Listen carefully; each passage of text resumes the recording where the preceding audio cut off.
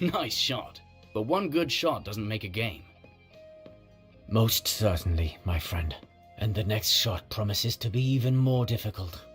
Excuse me, gentlemen, for interrupting. But would you have a moment to answer a few questions? Of course. Anything I can do to help. Right now? Can't we at least finish our game? I could insist, monsieur.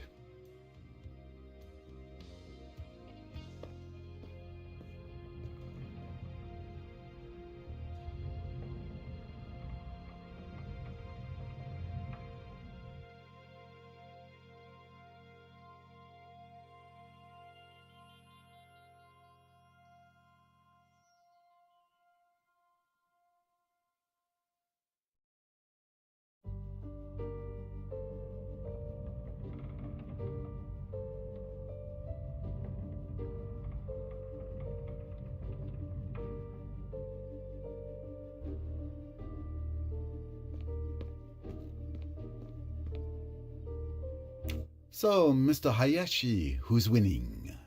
Without bragging, I believe I can safely say I'm in a better position than Mr. Allerton. But the game is far from over. Could you please tell me your movements last night? The evening started innocently enough. We were playing cards. I spent the early part of the evening playing bridge with the Doyles and Mr. Pennington. Waiter, a drink, a double gin. Simon, are you playing or what? Sorry.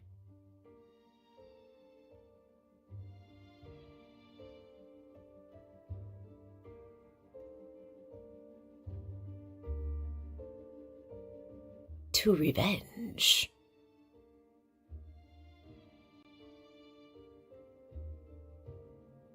I'm tired. I'm going to bed. Are you coming, darling? I think I'll stay a bit longer. Maybe have one last quick one, read a magazine.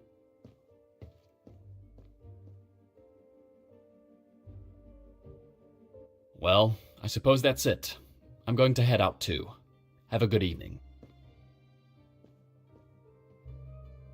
When our game was over, Mr. Pennington and Mrs. Doyle went to bed. As for me, I simply moved to a sofa to read my book. I admit it was an old murder mystery. Mr. Doyle stayed on his sofa, and Mr. Belfort started talking to Miss Robson. Steward Samir remained behind the counter until 11:30 p.m. Poor child. She had to put up with the woman's incessant questions. She was clearly drunk, but the little girl was at a loss what to do. It was a distressing sight. You've had quite enough drinks, Jackie.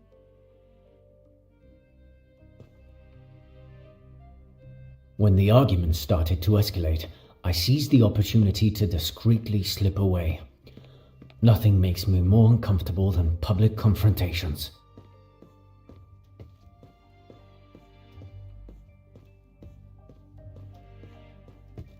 I paused for a moment, leaning on the railing of the deck. I could still hear them shouting inside, and I was relieved to have gotten out. I felt a pang of sympathy for poor Miss Robson, who wasn't as lucky as I was. That's when I heard the gunshot.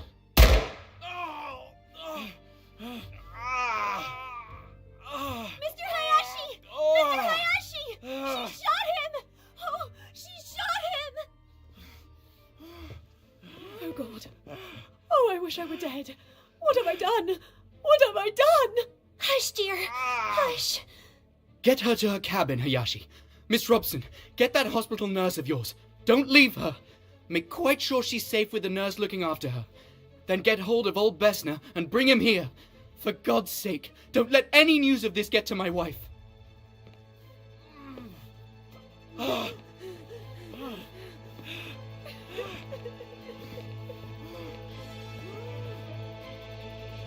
drown myself.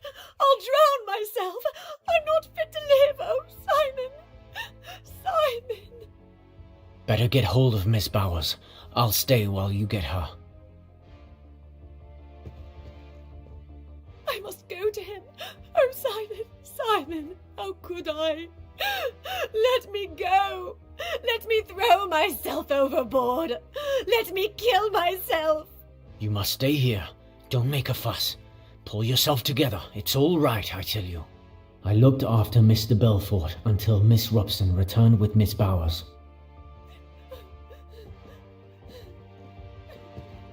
Now then, what's all this? As Miss Bowers seemed to have the situation well in hand, I rushed off to wake Dr. Besner. Dr. Besner!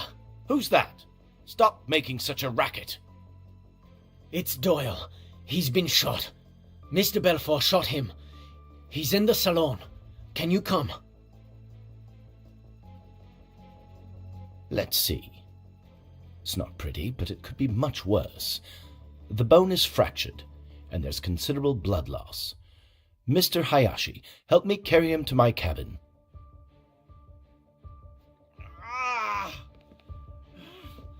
Perfect. Come and help us. You'll be more useful than Mr. Hayashi, who I see is in the process of collapsing. You're not going to let me down, are you? Don't worry. I'll do what I can.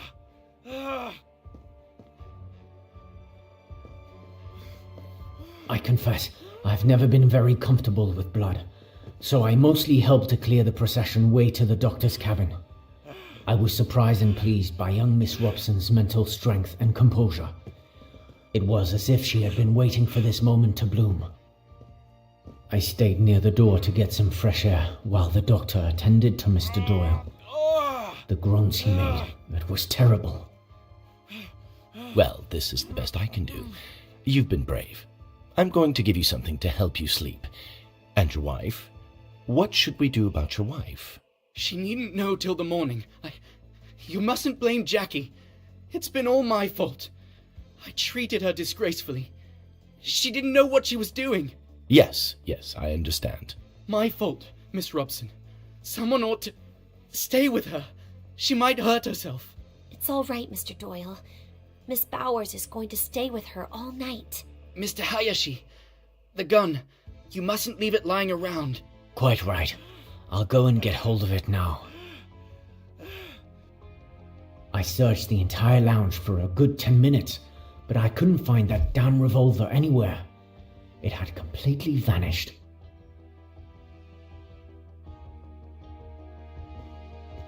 I'm bothered. I can't find that revolver. What? How is that possible? Did you look everywhere? Of course, I looked everywhere. It dropped out of the girl's hand.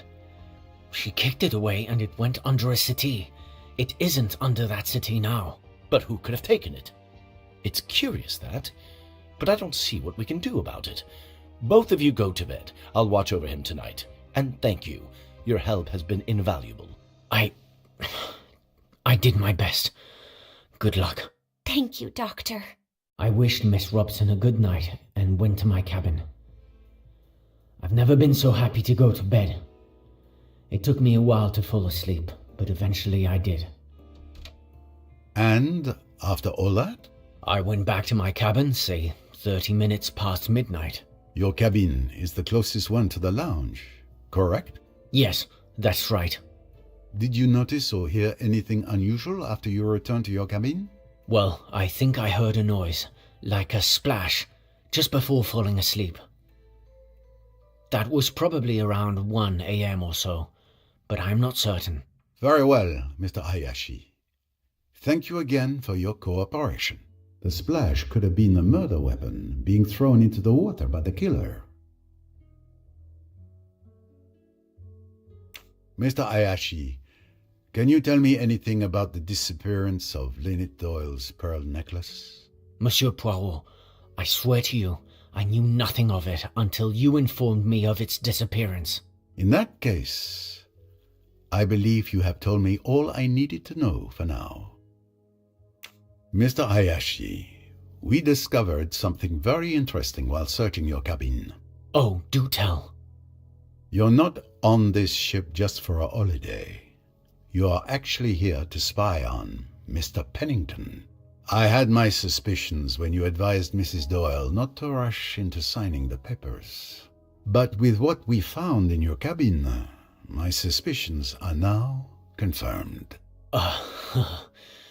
Well, I suppose the game is up, as you detectives say. You are correct. I am one of many employees of the Ridgeway Empire. And Mrs. Doyle invited a simple employee on holiday with her? I'm hardly a simple employee, as you suggest. I was secretly sent by my uncle, Mrs. Doyle's solicitor, to keep an eye on Mr. Pennington. Neither he nor Mrs. Doyle knew who I am. You were suspicious of Mr. Pennington, Mrs. Doyle's right-hand man, and a trusted friend. I don't know all the details, but my uncle discovered some unreported financial movement in Mrs. Doyle's accounts over several months. We suspected Mr. Pennington of misconduct. When we learned he was in Egypt, it raised a red flag for us. So your mission was to protect Mrs. Doyle from Mr. Pennington? If necessary. The Ridgeway dynasty's fortune attracts the interest of many unscrupulous characters. And now, with Mrs. Doyle's tragic death, it seems our fears may have been justified. I see. I thank you for your frankness, monsieur.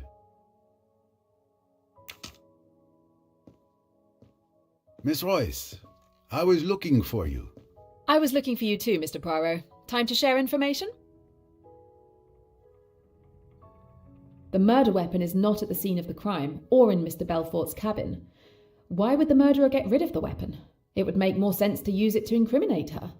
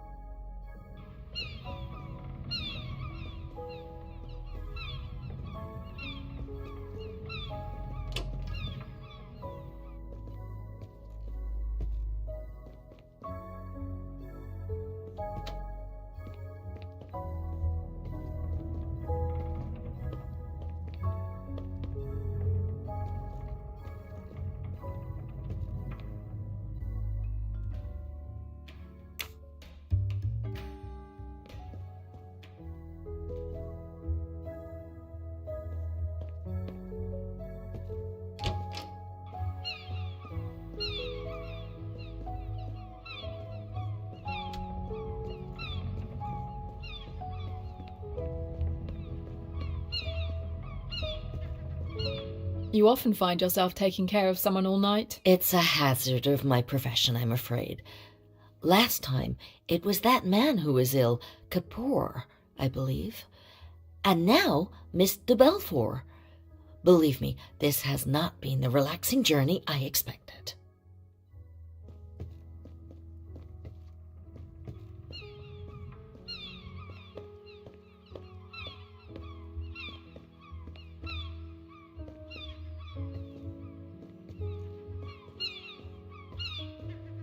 Are you doing well? I'm just trying to stay out of the way.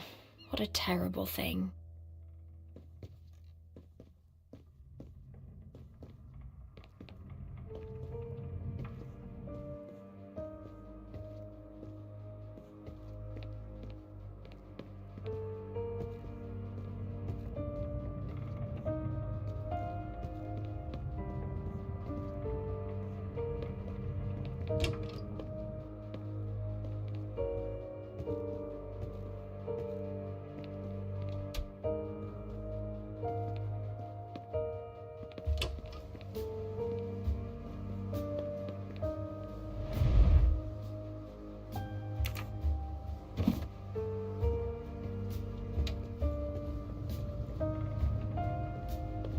Excuse me, Captain, are you busy? Yes, you would think it's strange, but despite everything, I'm writing the next scenario for my Pyramids and Sphinx campaign.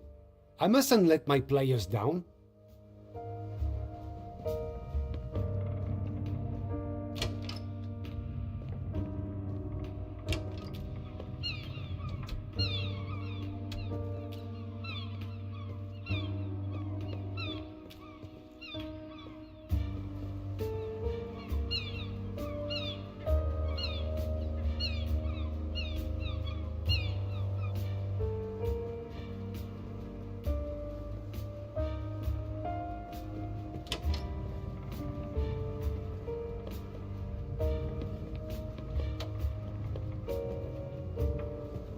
How are you, Miss Van Schuyler? You, my dear, do manage to show up at some unusual places.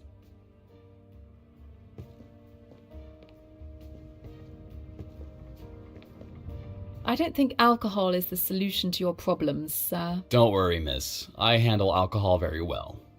I'm not going to drown myself in it. With any luck, Grimo should open Mrs. Allerton's chest for me.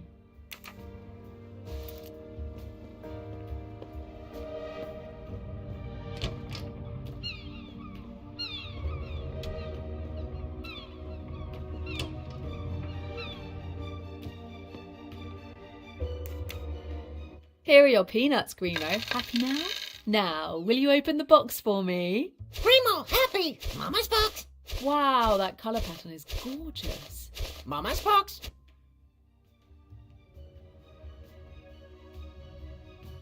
Wow, that's quite a colourful display, Grimo.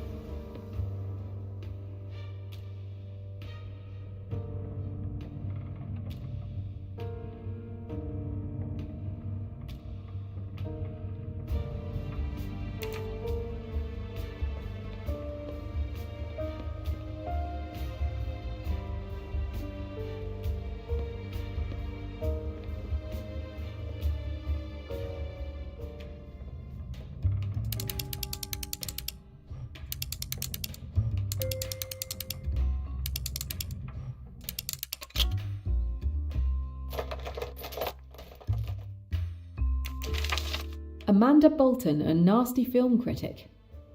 Why does Mrs. Allerton keep reviews written by such an odious woman?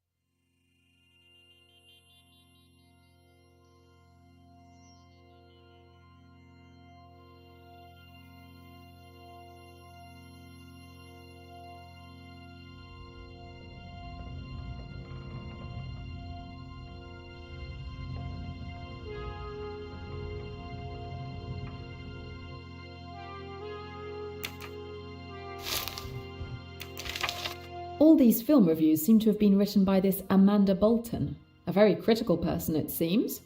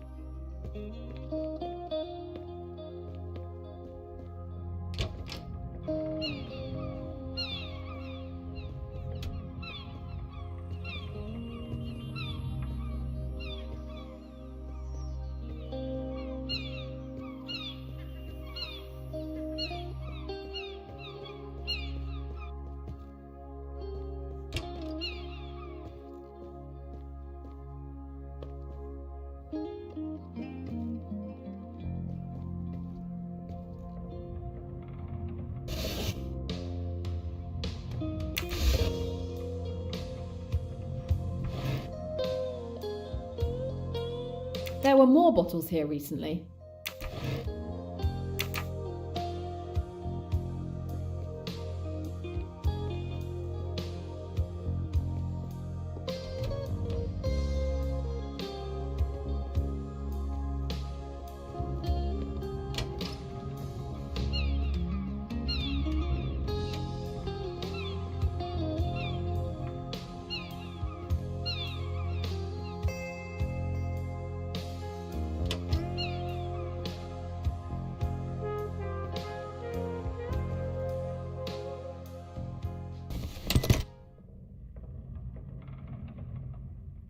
A record player without a stylus. Strange.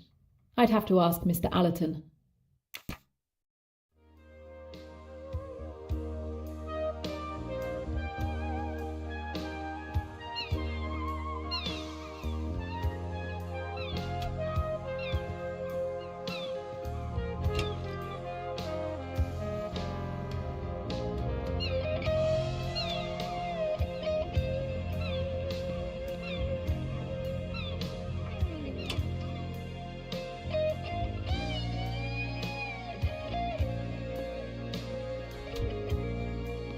Did you win the game? Unfortunately, we didn't have time to finish. But this young man is not getting away with it.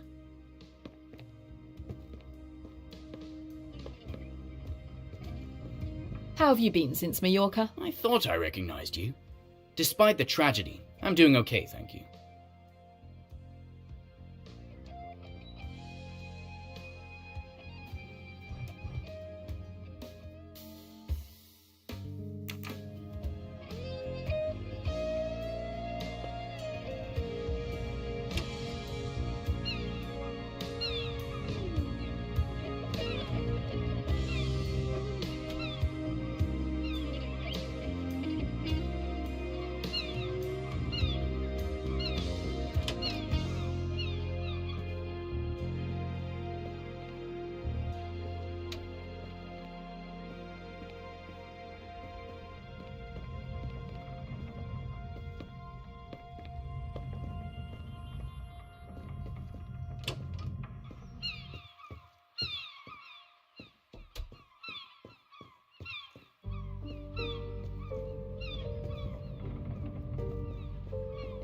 You don't seem like the river cruise type. Is there a type?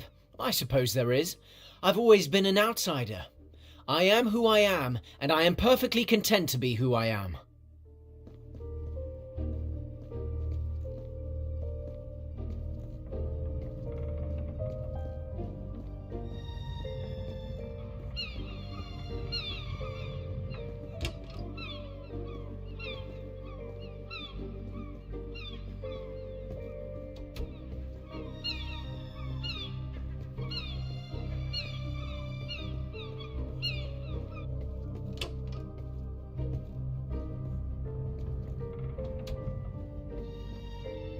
You still look shaken by last night's events. Yes, I'm not used to this much stress.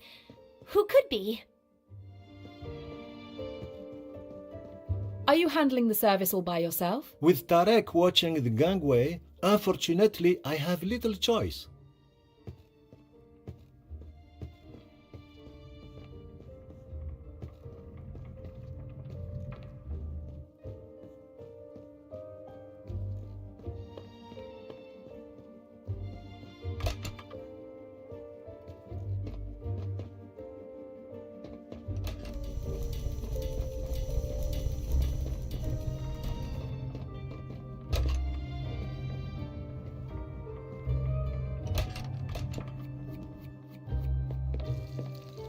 Whatever you're cooking smells really good. If you catch this killer, I will prepare you an unforgettable meal.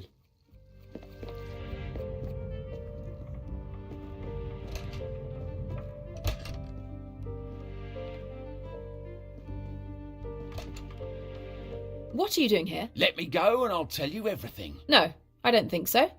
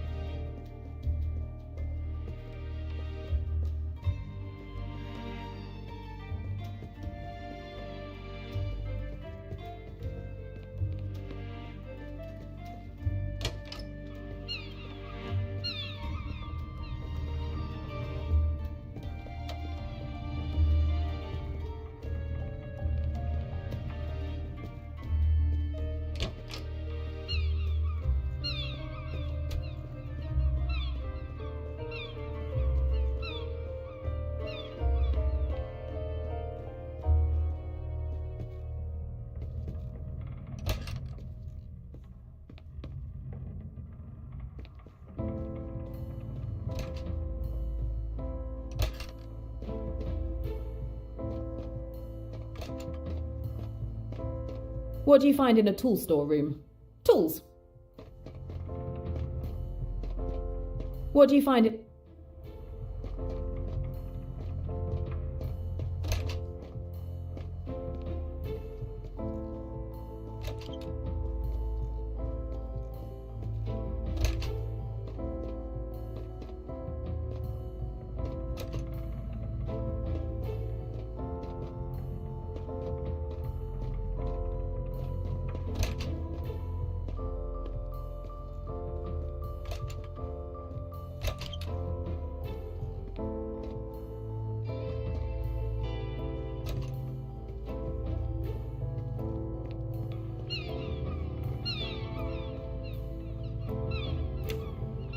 It may be time to compare notes with Mr. Poirot.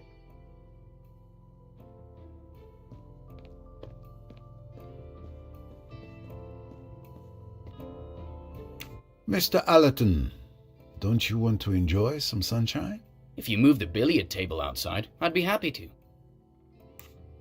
Could you tell me your movements last night, Mr. Allerton? Since you ask so politely, we all had dinner together. Then I went to bed around 11 p.m. I was awakened by noise. Miss Robson calling Mr. Hayashi, footsteps, and then Dr. Bessner talking.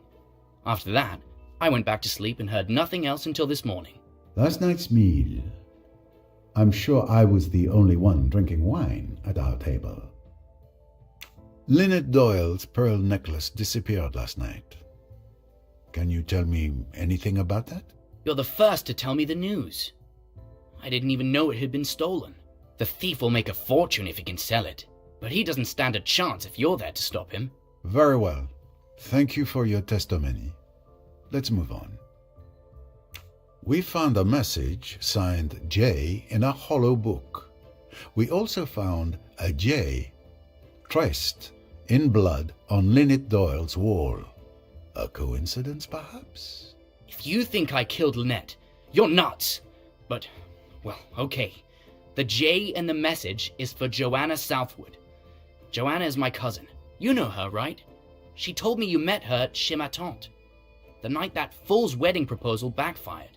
Yes, she was the engagement ring's thief. Who saved Lynette from a disastrous marriage. Given the recent circumstances, we can say an even more disastrous marriage has occurred.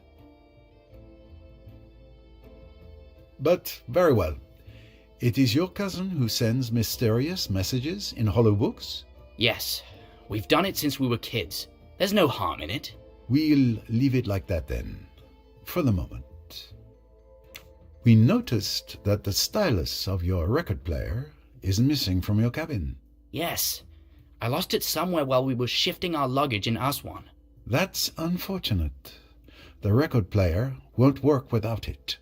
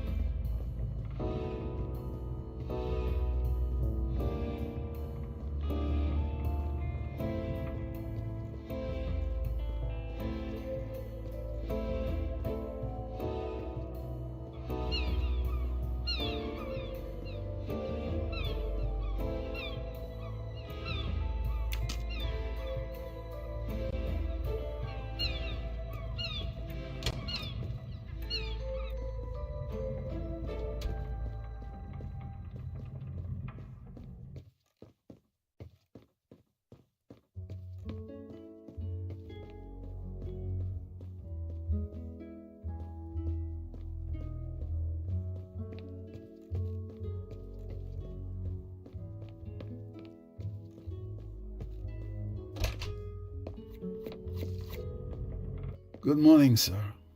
The captain has asked me to investigate last night's tragedy. I have a few questions for you. Of course, ask away. I want to help in any way I can. I hope you are not too overwhelmed by the tragedy. I confess I fell behind because I was standing guard at Mrs. Doyle's cabin for the captain this morning, but I'm managing. Can you tell me your movements yesterday evening? Let's see. I finished my shift and hurried to tidy up everything so I could join the captain and Samir for a role-playing game. It must have been around 10 p.m. We lost track of time and stopped playing around 3 a.m. Have you ever played our game? It's called Pyramids and Sphinx. I'm afraid not. You didn't see or hear anything unusual? In our bedroom down in the hold? No, not really.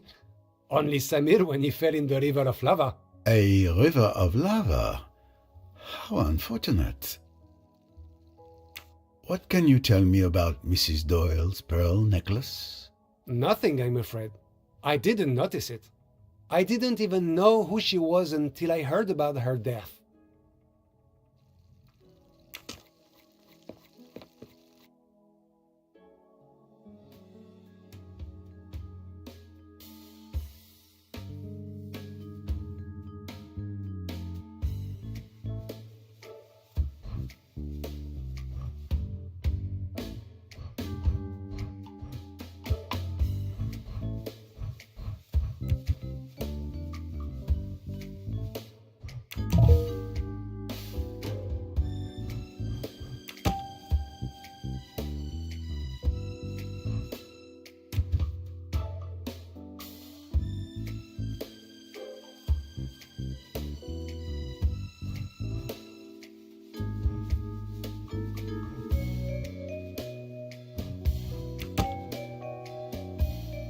That's it. If someone wanted to drug me, the task is not impossible.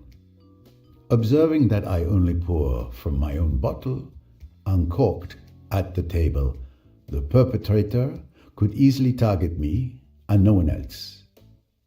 I must go and check on this. Who else could have succeeded?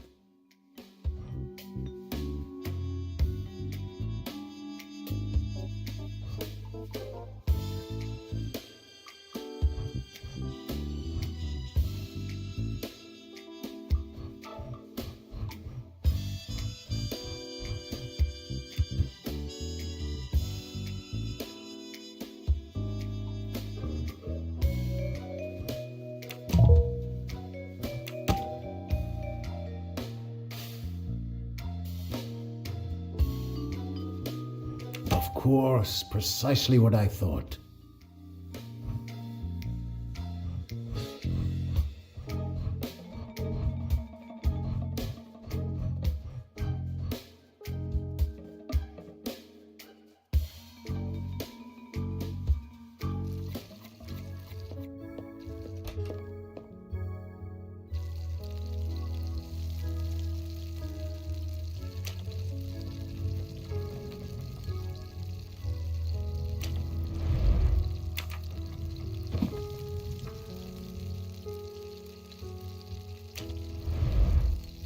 That's my personal bottle.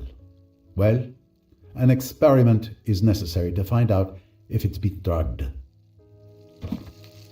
I must find a way of making sure there was sleeping powder in my wine. And I have only the equipment around me, so it's not going to be easy. But if it were easy, anyone could do it. Let's give it a go. Yes, that might work. I'm going to try to separate the elements that make up the wine with absorbent paper. But first, I need to reduce the pigments in the wine, which would get in the way.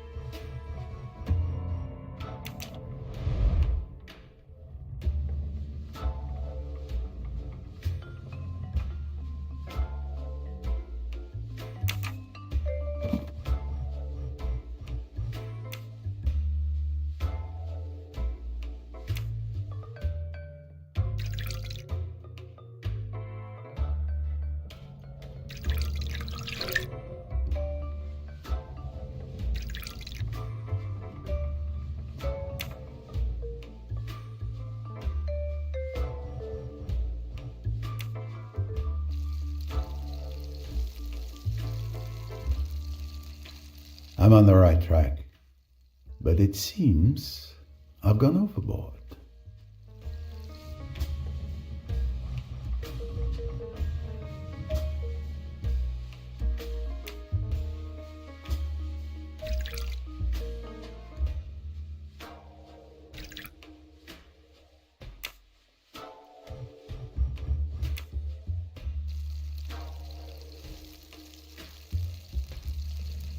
Yes, that's the right solution.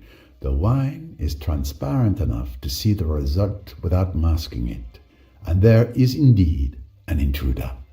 I count 4 spots instead of 3.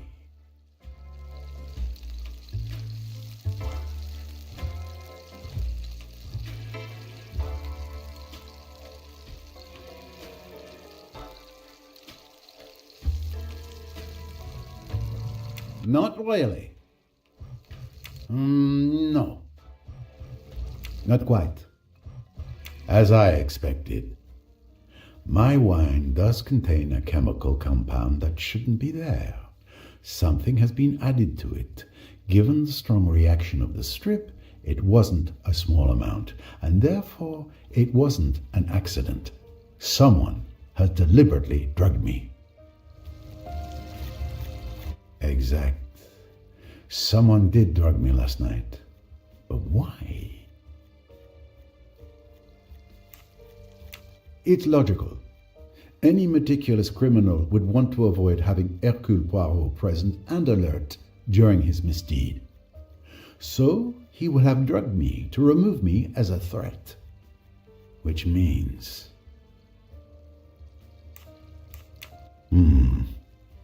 This clue proves that the crime was carefully premeditated. The fact that my bottle had been drugged before the murder, possibly several hours before, proves that the killer had as long as an hour or more before removing me as a danger.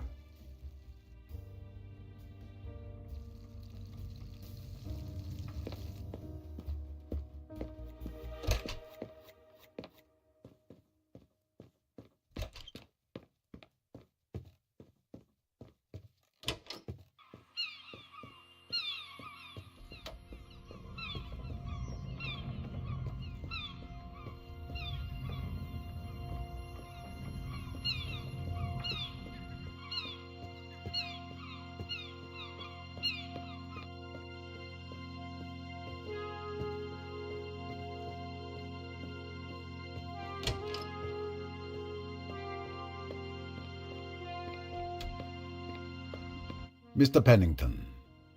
Ah, Mr. Poirot. There you are at last. I was wondering when you would come to see me. You think I'm the one who killed the poor girl, don't you? I have discovered that jumping to conclusions only hurts the legs. But it's true that after the incident at Abu Simbel, your name is quite high on my list of suspects. I suspected as much. Please go ahead, interrogate me. I have nothing to hide. What are you drinking? Whiskey. Any objection? None. Your liver is your own. Can you tell me your movements last night? Well, you were there when I played bridge with the Doyles. Then that woman showed up, and Lynette wanted to go to bed, so we stopped the game. I went to my cabin soon after. What time was it? Around 11:30 p.m., I think. Did you see or hear anything unusual during the night?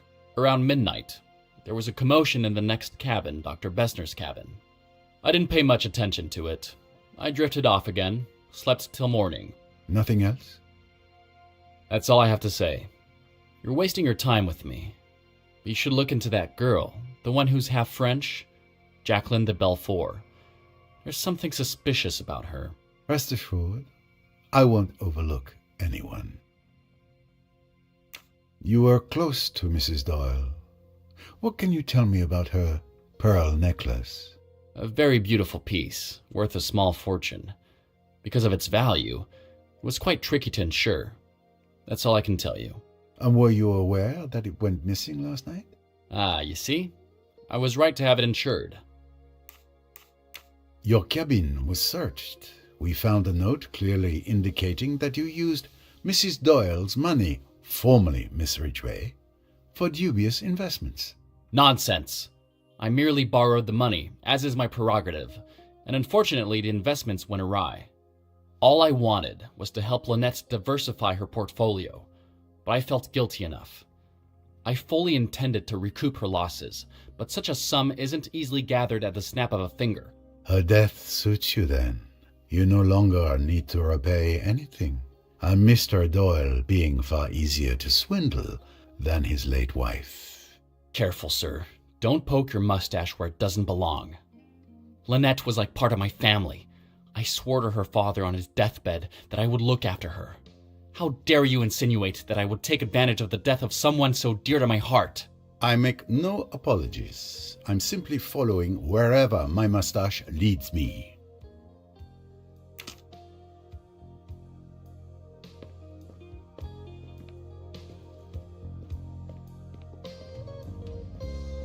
I'm sorry to disturb you, Miss Van Schuler. May I ask you a few questions? It would be a waste of time for both of us. It's just a formality. I promise my visit will be brief. How are you, madame? The heat is stifling, the people are intolerable, the staff is dreadful. And then there's this murder business. Thankfully, I must admit the view is tolerable. What time did you go to bed last night? Oh, there you go, asking questions anyway. I usually go to bed at 10 p.m., but last night I lost 10 minutes because that foolish Cornelia was searching for my shawl, which of course she didn't find. Do you remember? Yes, of course. Did you hear anything unusual? I'm a light sleeper. I was woken up by that vulgar woman, Lynette Doyle's maid, saying, "Good night, madame," in an annoying voice. Then I fell asleep again. Later, I was woken up by some noise on the deck. I don't suppose you can tell me who made the noise. Oh, but I can. I got up to see. Rosalie Otterborn was on the deck in front of her cabin. It looked like she was throwing something into the water. I'm not sure what she was up to, but I'm certain it was her. I saw her face clearly. She went back into her cabin, and I returned to bed. Rosalie Otterborn. At last. Who would have thought this annoying woman would prove to be a useful witness? And do you remember what time it was? I can tell you the exact time. It was 1:10 a.m. by my bedside clock. That was very informative. Thank you, madame.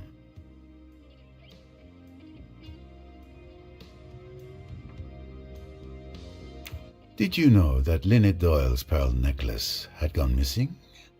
No, I didn't. That's a shame. It was one of the few pleasant things to look at on this boat. We found quite an eclectic collection of items in your jewelry box. You pawed through my jewelry box? How dare you? No lead can be left unexamined, madame. This is outrageous. Who do you think you are, you insignificant little French upstart? I am a Belgian upstart, madame. Come now, calm yourself. This extreme situation calls for extreme measures. I apologize for any inconvenience caused.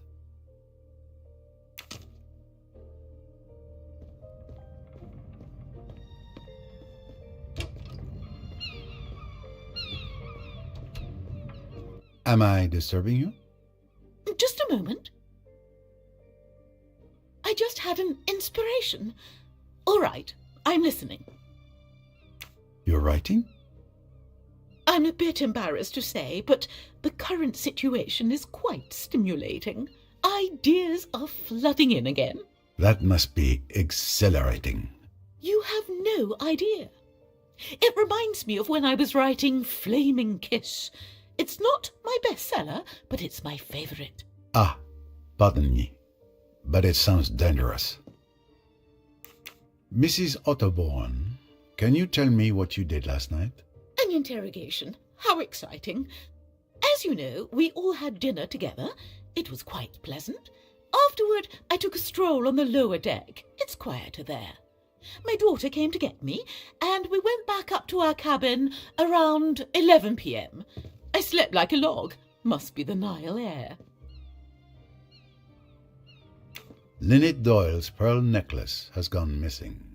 A theft and a murder? The plot thickens. A crime of passion. Murder? A primitive instinct.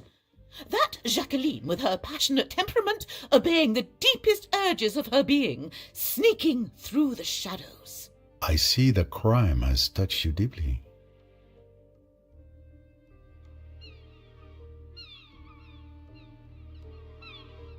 Mrs. Otterbourne, my associate found what was hidden in your typewriter.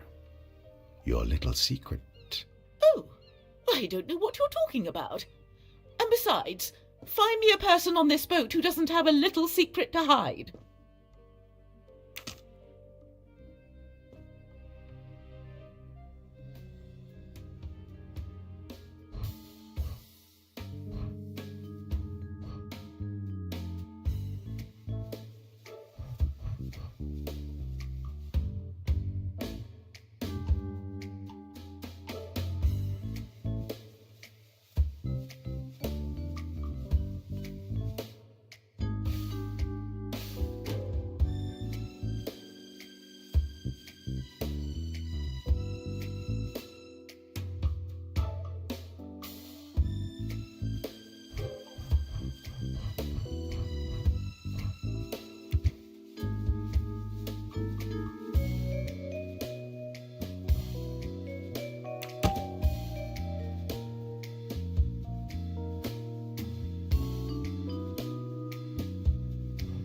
Excellent deduction.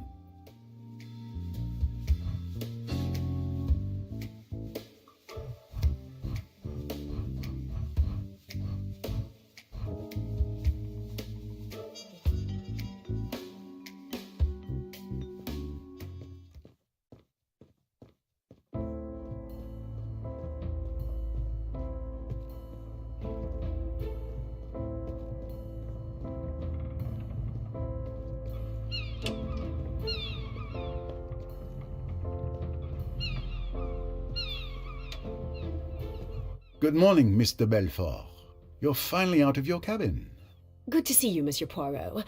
Yes, your colleague came by a while ago and told Miss Bowers and me that all the cabins must be searched. So, I'm enjoying the Egyptian sun. Do you remember our conversation at the Imperial Nile Hotel, Mr. Belfort? I remember it very well. I know you warned me. Yet, you didn't listen to me. It's true. I followed Simon and Lynette on the boat, but I am not a murderer. What did you do last night? It's a bit hazy. I admit I had a bit to drink. After our encounter last night, I went to the lounge. Yes, all I wanted was to keep turning Simon and Lynette's honeymoon into a nightmare. I admit I drank a lot of alcohol. Well, I decided what to do to cause a nice little scene.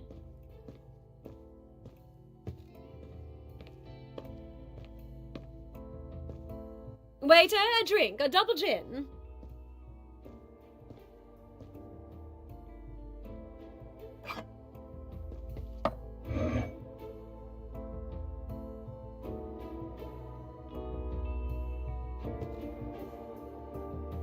To revenge.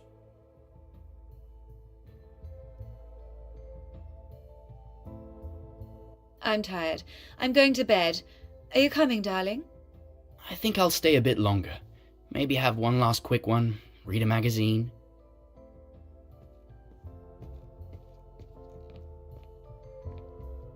Well, I suppose that's it. I'm going to head out too. Have a good evening.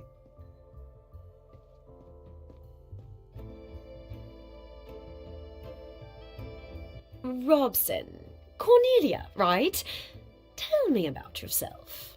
About me? I'm not very interesting. Who are you? Where are you from? I want to know everything. Why are you interested? Why are you avoiding my questions? We girls must stick together. I kept questioning Miss Robson about her tiny, boring life.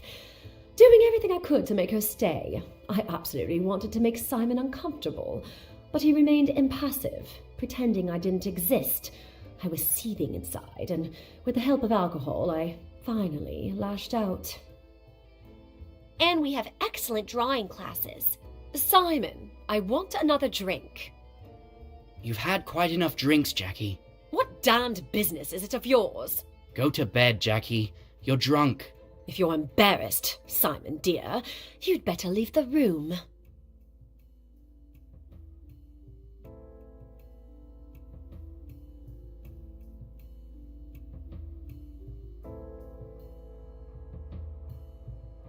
I really must. It's so late. You're not to go. You're to stay and hear what I've got to say. You're making a fool of yourself. For God's sake, go to bed. You're afraid of a scene, aren't you? That's because you're so English, so reticent. You want me to behave decently, don't you? You damned fool. Do you think you could treat me as you have done and get away with it? I told you that I'd kill you sooner than see you go to another woman. You're my man, do you hear? You belong to me. I'll shoot you like a dog, like the dirty dog you are.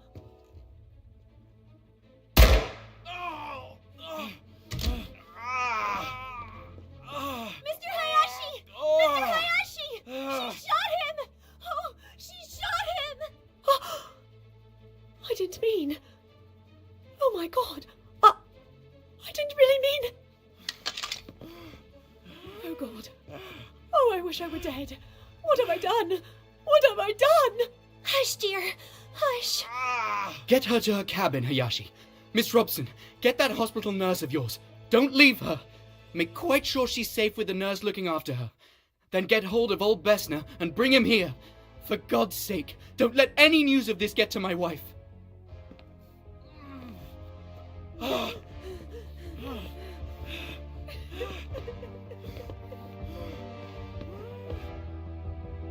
I'll drown myself. I'll drown myself. I'm not fit to live. Oh, Simon. Simon. Better get hold of Miss Bowers. I'll stay while you get her. I must go to him. Oh, Simon, Simon, how could I?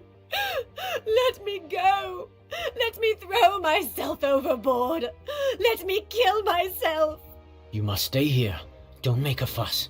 Pull yourself together. It's all right, I tell you.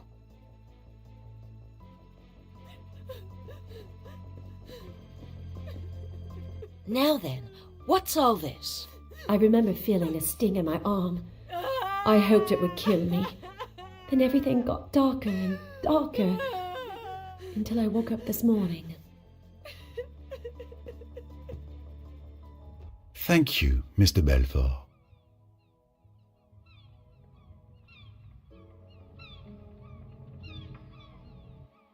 Mrs. Doyle's pearl necklace went missing last night. Do you know anything about it? A theft? Could someone have killed her for a piece of jewellery? Did you know that a J was also found traced on the wall, using the victim's blood? You really think that... I didn't do it. I didn't do it. Oh, please believe me. Everyone will think I did it, but I didn't. I didn't. It's awful. I wish it hadn't happened. I might have killed Simon last night. I was mad, I think. But I didn't do the other. Calm yourself, Mr. Belfort. Don't worry. I will soon have the answer to this whole matter. We found some photos of you and Mr. Doyle in your cabin. Yes, I admit I still hope that he will come back to me. I don't want to lose those beautiful memories with him. I understand. But be careful with the ghosts of the past. As comforting as they might be, they may only prevent us from moving forward. Thank you, Mr. Poirot. But I can manage my life on my own.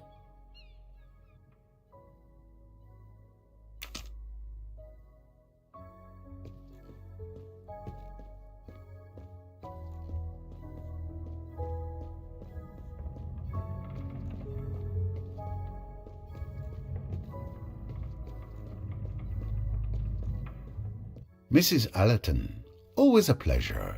Pleasure shared, despite the dramatic circumstances. I would like to question you regarding the murder of Lynette Doyle, madame. That poor child. I'm so glad you're here. I'm sure you will find out who did it. That is my intention.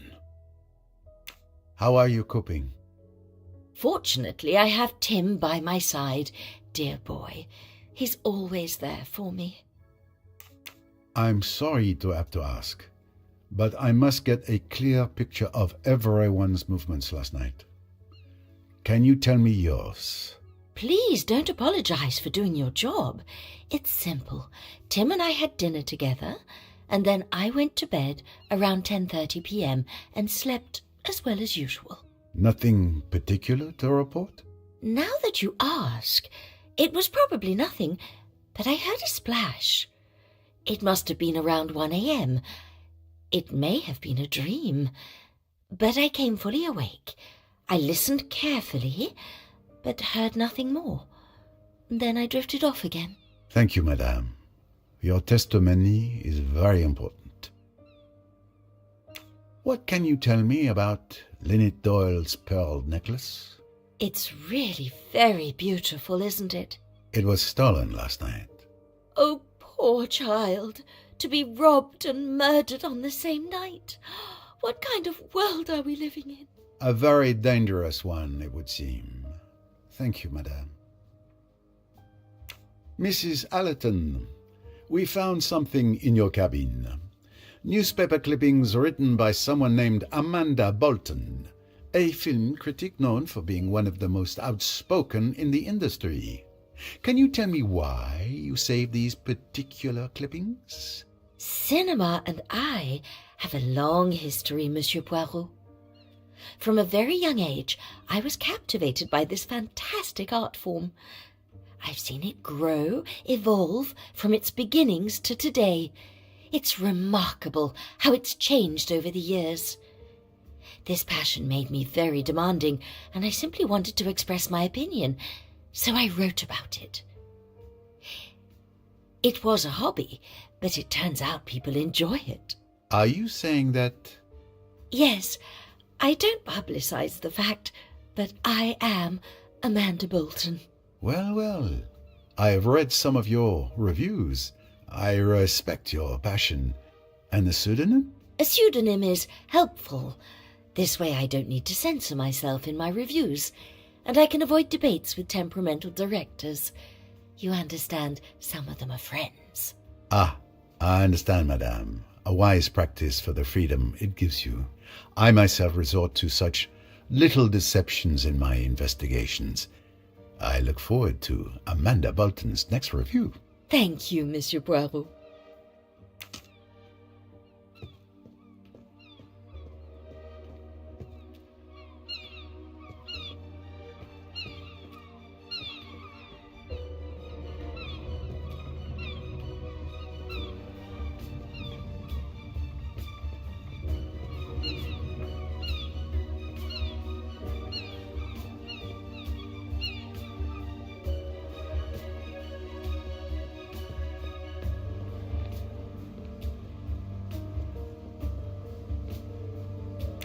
Thank you for keeping watch over Mr. Belfort all night.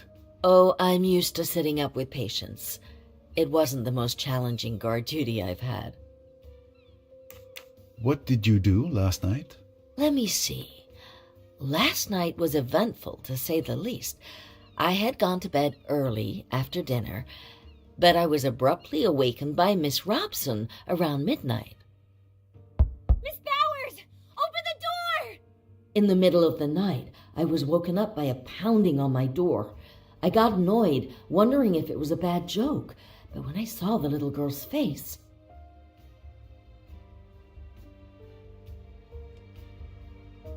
Miss Robson, what's happening? Are you all right? Oh my God! It's Mr. Belfort! She shot Mr. Doyle! She keeps saying she wants to kill herself! We need you! And Mr. Doyle, is he all right? He's in the lounge. He has a bullet wound in his leg. Mr. Hayashi will get Dr. Bessner once we've reached Miss de Belfort. If she's left alone, she might harm herself.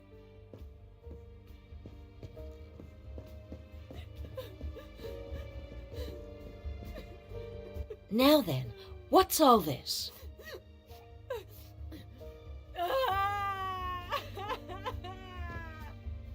Is there anything I can do to help?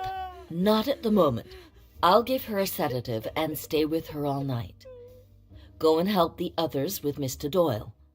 I'm sure they'll need you more. When the little girl came out of the room, I administered the sedative to Miss de Belfort. Within 5 minutes, she was sleeping like a baby.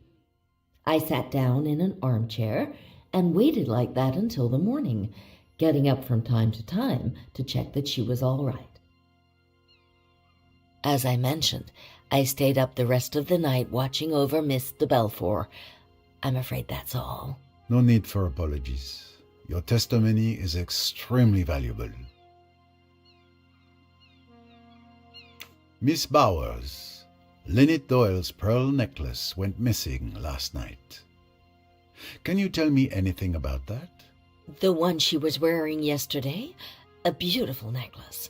Even my boss doesn't have such pretty jewelry. I don't know what more I can tell you.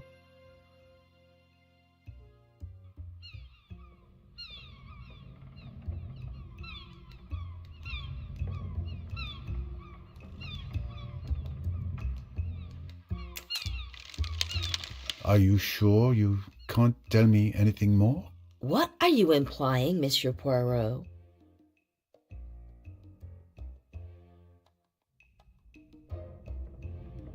Perhaps you forgot to mention that you have Lynette Doyle's necklace in your cabin? Oh, I see. So you found it. But it's really not what you think. Will you kindly explain, Miss Bowers? Miss Van Schuler, she can't help it, you know, but she does take things, especially jewelry. That's really why I'm always with her. It's not her health at all.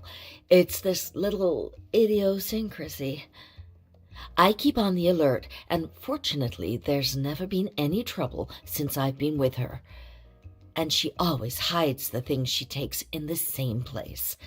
So that makes it very simple. How did you discover they had been taken? I look each morning. They were in her jewelry box this morning. I went along to put them back, hoping that Mrs. Doyle wasn't up yet and hadn't discovered her loss. But there was the captain standing there, and he told me about the murder and that no one could go in. So then, you see, I was in a regular quandary. But I still hoped to slip them back in the cabin later, before their absence had been noticed. You see, the Van Schuler family is so particular. They would naturally be averse to scandal of any kind. It would never do if this got into the newspapers. But that won't be necessary, will it? You can count on my discretion. I have one more question. Miss Van Schuler is a kleptomaniac. Has she also a tendency to homicidal mania? Oh, dear me, no.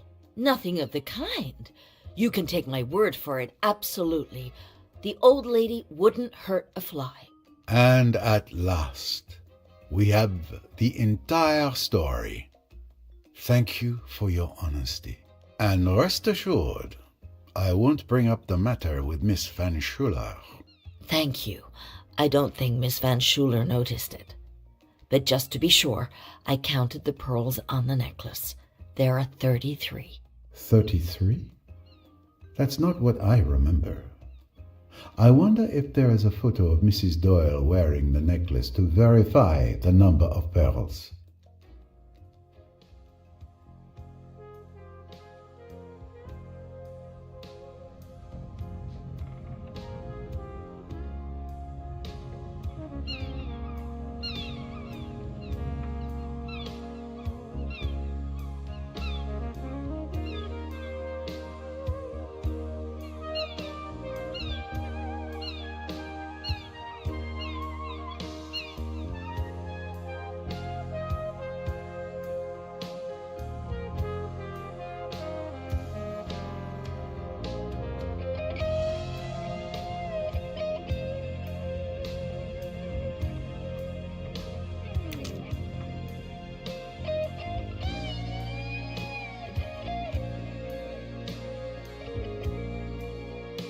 Enjoying the sunshine, miss? It would be a crime not to, would it not, on such a beautiful day? It's more the tranquility of the place that drew me here. I understand. Don't worry, this will only take a moment.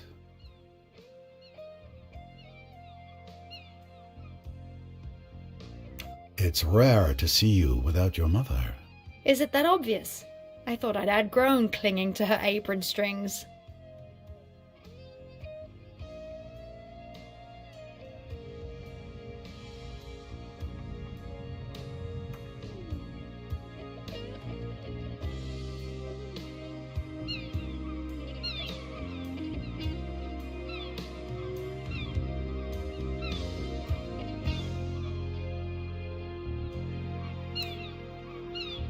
What can you tell me about last night? My mother and I went to bed around 11 o'clock. Rats! There I am again, securely tied to her apron. I didn't hear anything except some commotion near Dr. Bessner's cabin. It was stifling in our cabin. I couldn't sleep. Around 1 a.m., I went out on deck for some fresh air. I didn't stay long. I went back to sleep afterwards. I had no idea what had happened until this morning.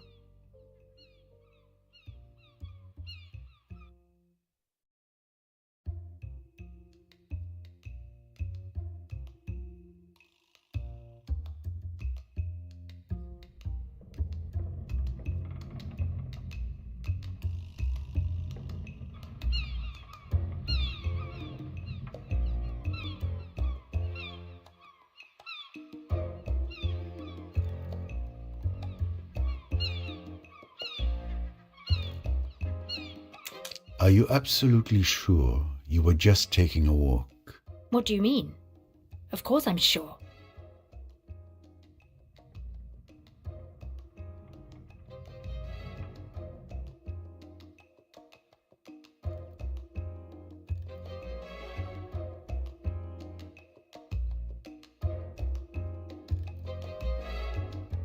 Did you happen to go out on the starboard deck to throw something overboard? But who claims to have seen me? Miss Van Schuler and other passengers have confirmed hearing a splash at that time. Miss Van Schuler, that old busybody? Maybe she heard a splash. I didn't. She still refuses to admit anything. I need to know what was thrown overboard. There's only one thing left to do. Recover that sunken treasure. The steward, Tarek, might be able to help us.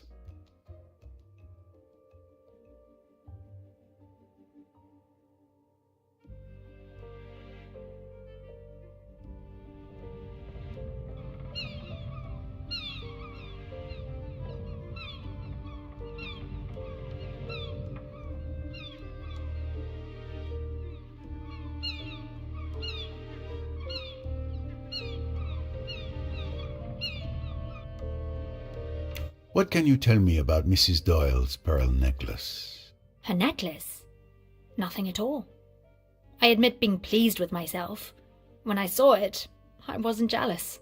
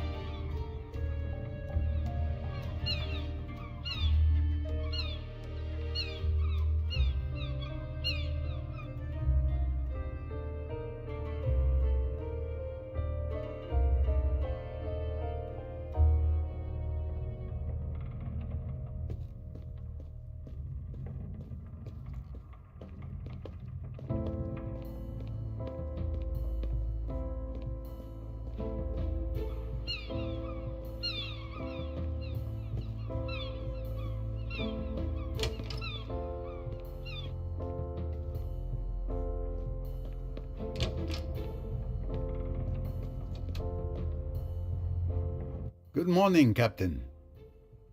Ah, Mr. Poirot, my turn to be interrogated for your investigation? Nothing to worry about. It is the detective's routine to ask questions.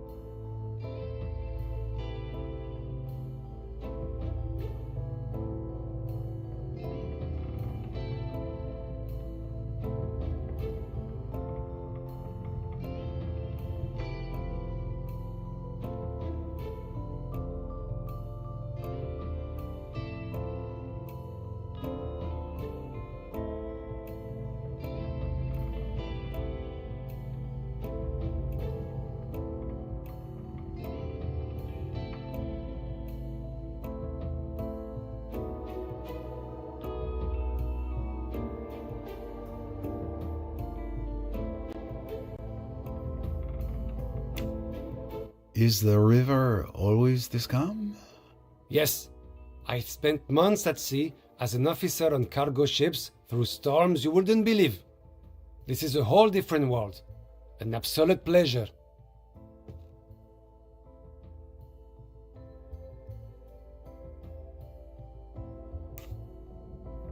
What did you do last night?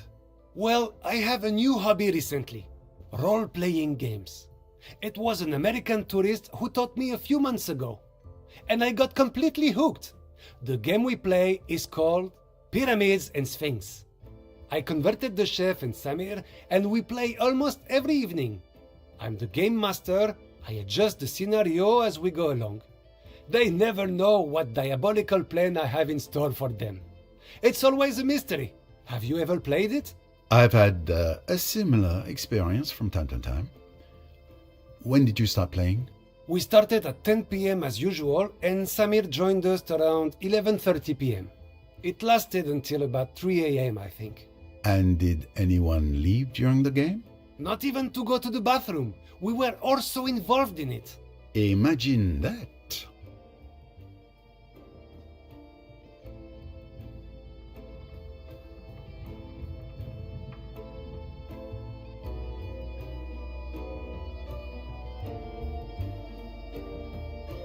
Is there any new information about Mrs. Doyle's pearl necklace?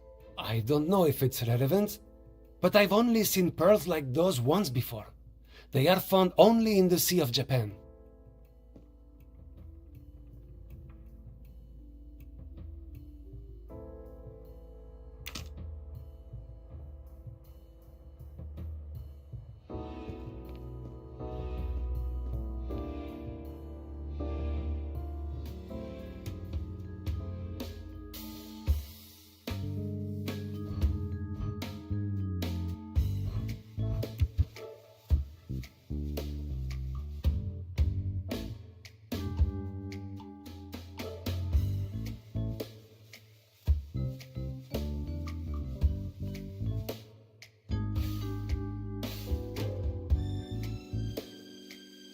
That's almost it.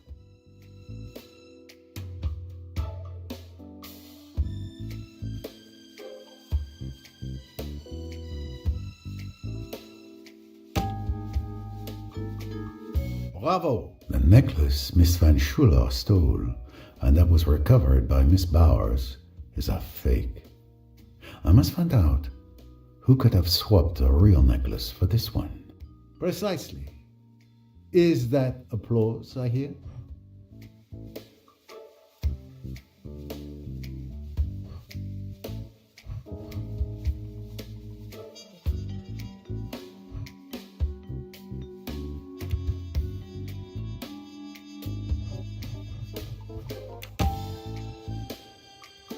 Of course. Mrs. Allerton told me that Tim and his cousin Joanna Southwood often communicated with little messages. It's a reasonable bet that this J refers to Joanna. Who is the world's greatest detective?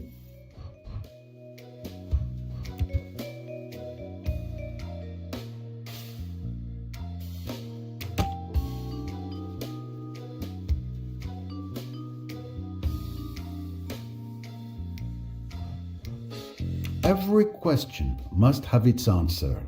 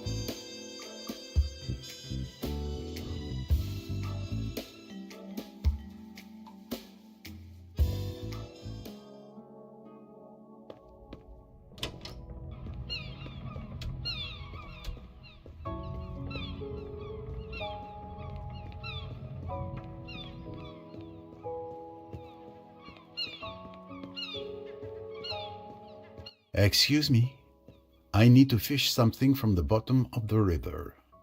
Do you have a tool you could lend me? I am not sure what would work the best. There's a clam rake in the ship's storeroom. It's a kind of rake with a net for collecting shellfish. Ah, a clam rake. But of course. Thank you.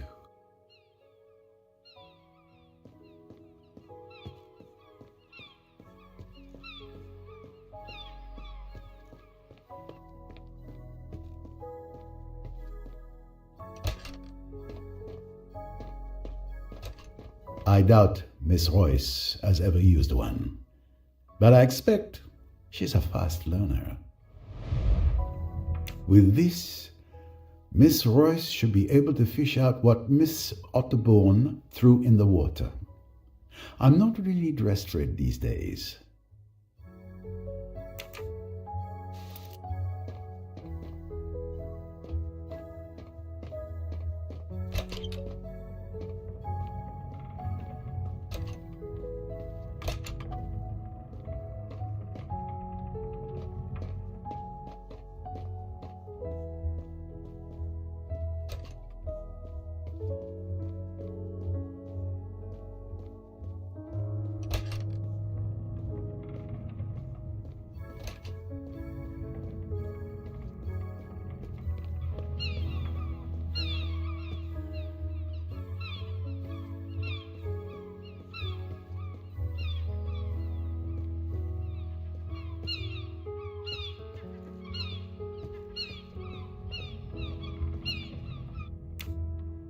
I should see how Miss Royce is progressing.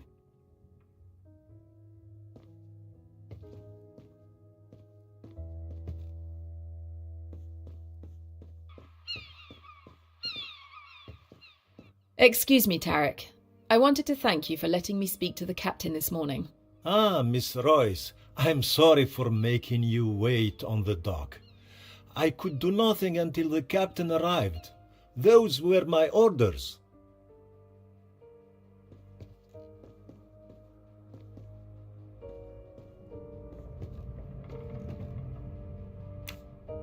Time to check in with Mr. Poirot.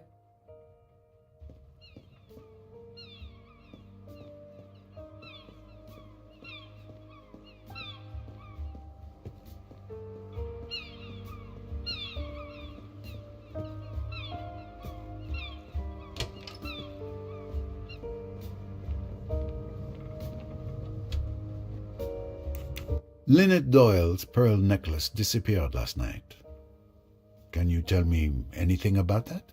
You're the first to tell me the news. I didn't even know it had been stolen. The thief will make a fortune if he can sell it, but he doesn't stand a chance if you're there to stop him.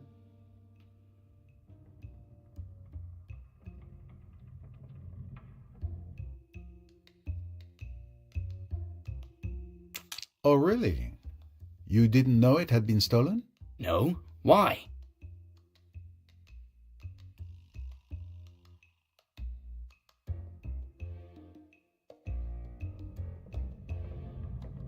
Any proof? No guesswork.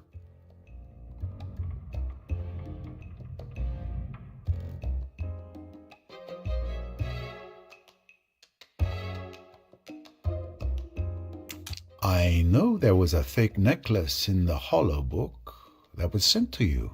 You know, do you? Where's the proof?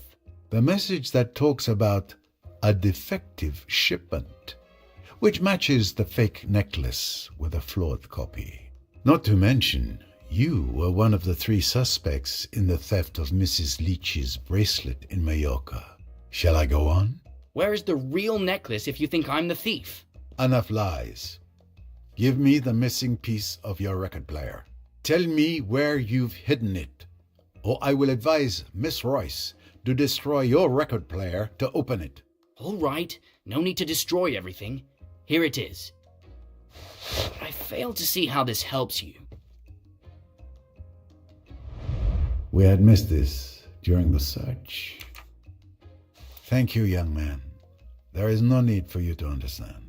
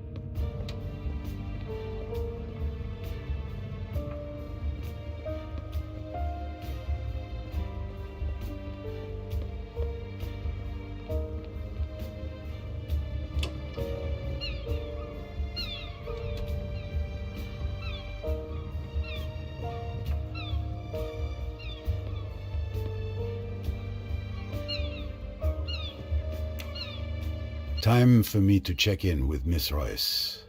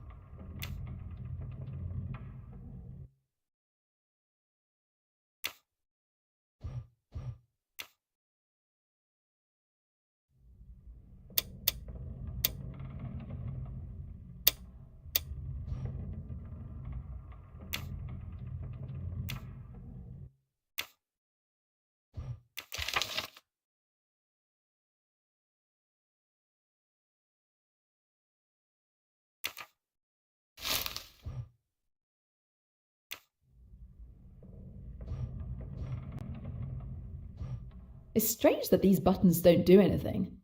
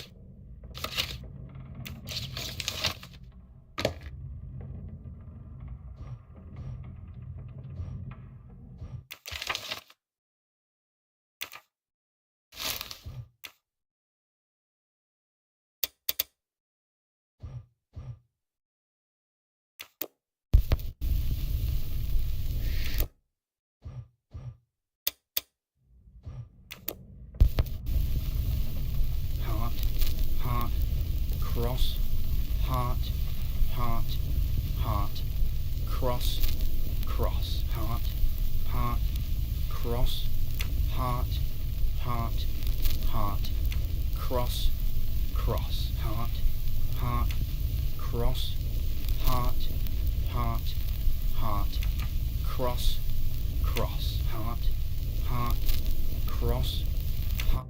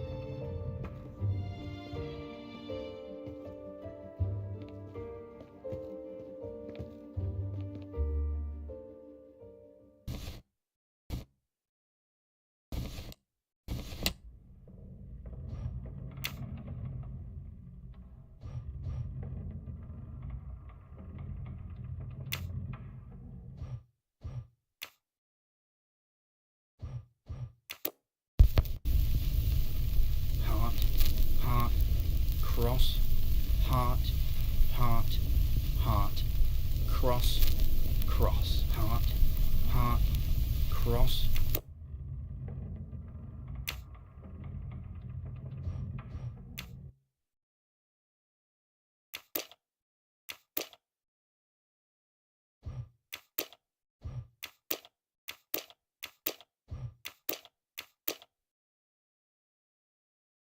Bingo! There it is at last. The pearl necklace. So Tim Allerton is the thief. But is he also the murderer?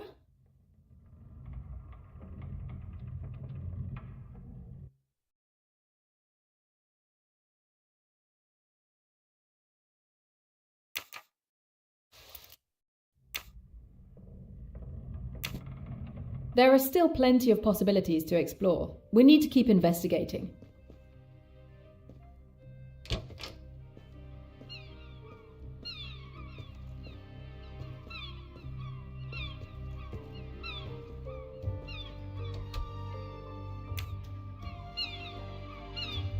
Miss Royce, I was looking for you.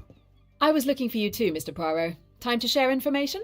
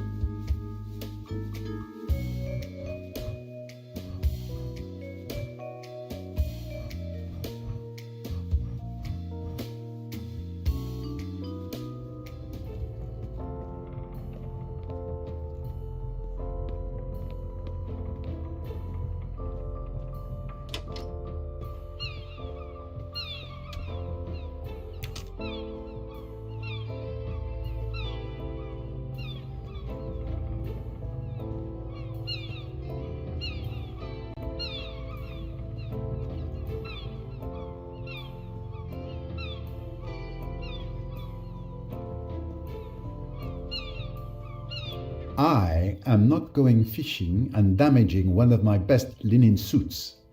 Miss Royce isn't so careful in her wardrobe. I'm sure she will do it far better than I.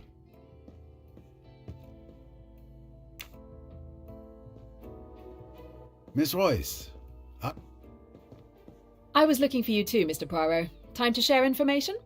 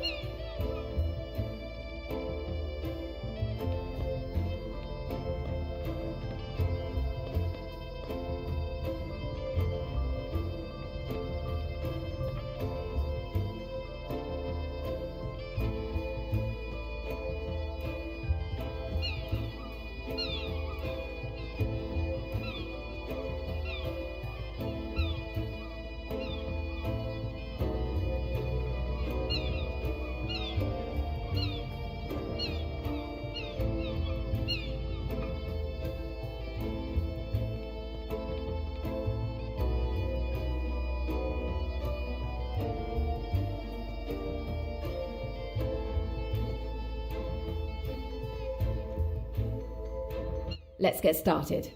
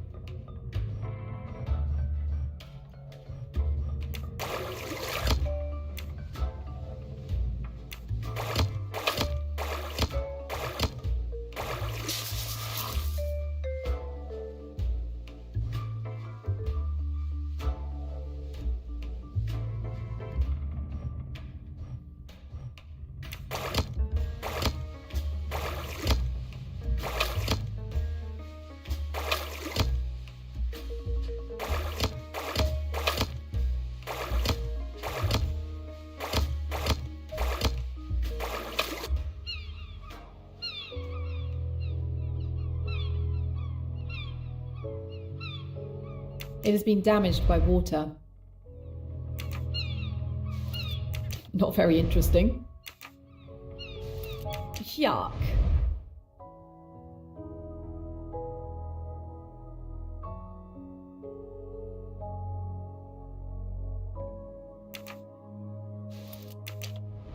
Please, Jane, help yourself. Thank you. I believe I will.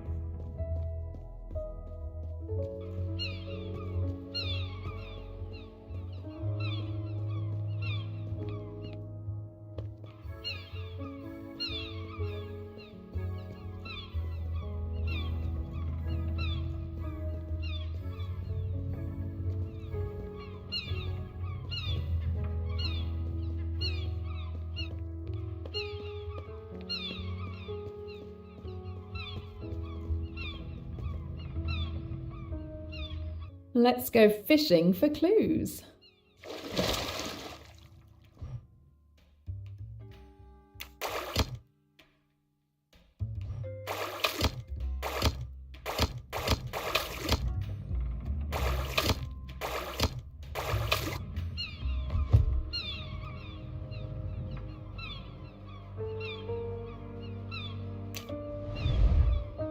Disgusting.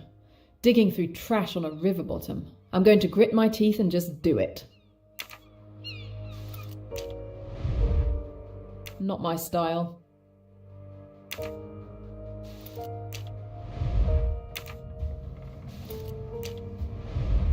Now this is more interesting. Looks like the fishing was good. And the stamp on the bag reads Karnak. This bag came from the boat. Now we need to find out where the bottles came from.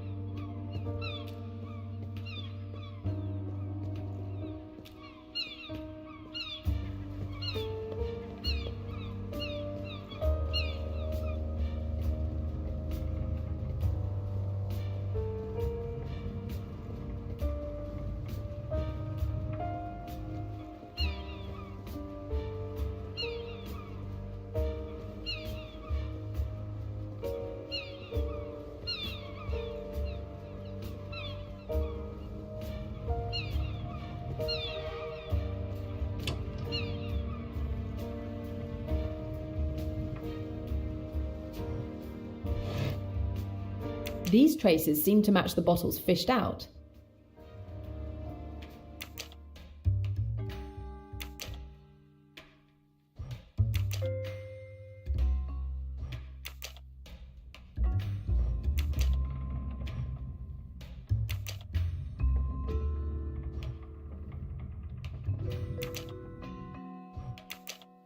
It's not like that, Jane. Look at the traces.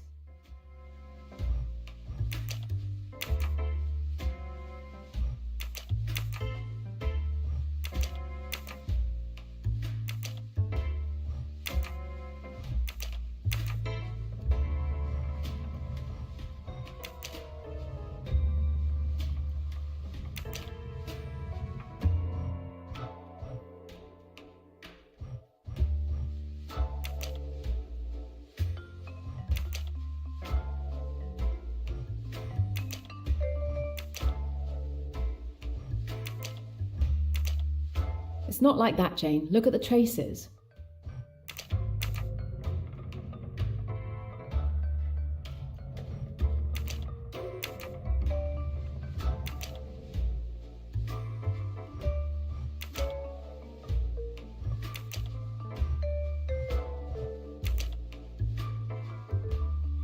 The bottles match the traces perfectly. It can't be a coincidence. The recovered bottles belong to either Salome or Rosalie Otterbourne.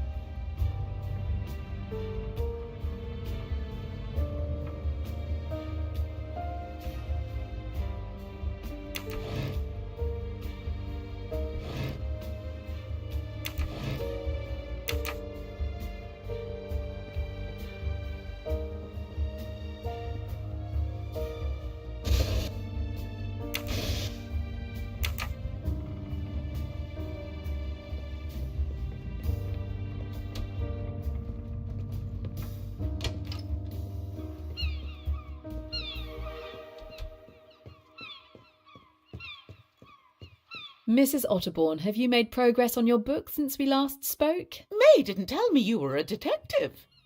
You could have helped me with my next novel. It's going to be about a fearless policewoman who has to track down a handsome and brooding gangster. But I don't believe I'll answer your questions just now.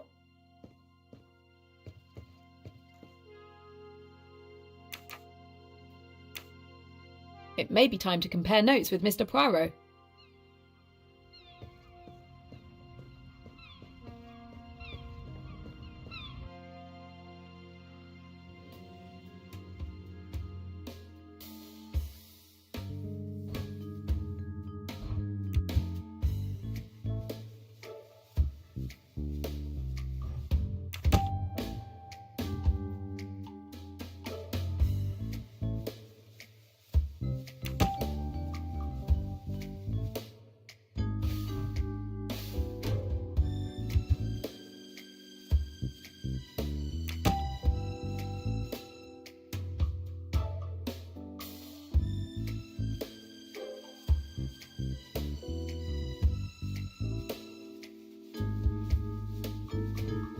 Just another pothole on the road to success. Correct.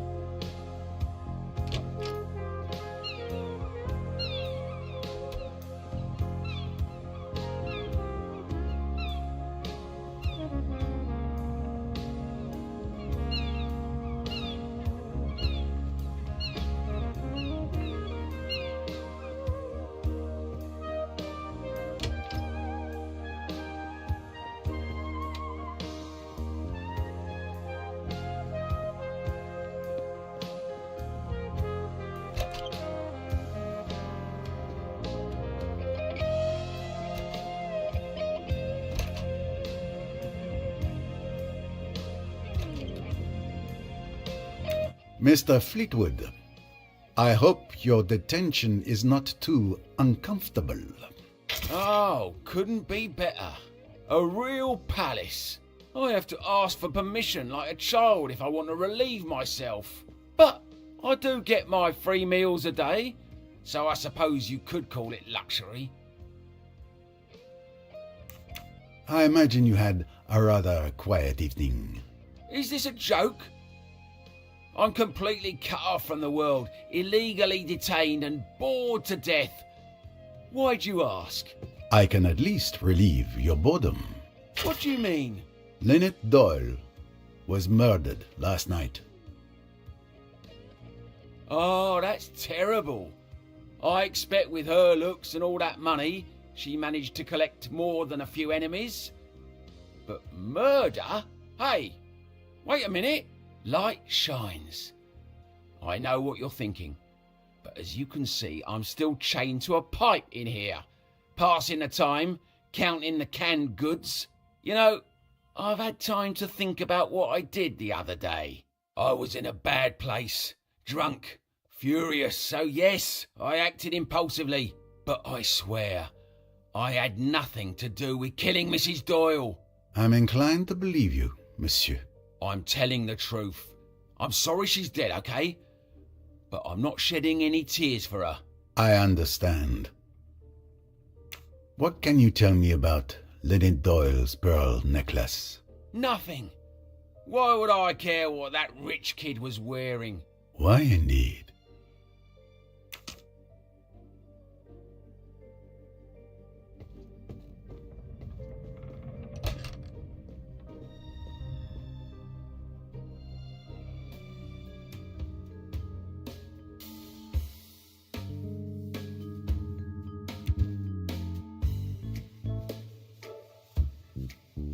No. Mission accomplished.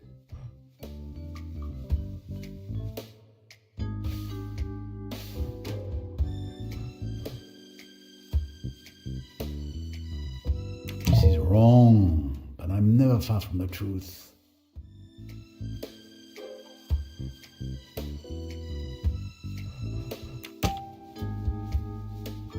One less puzzle to solve.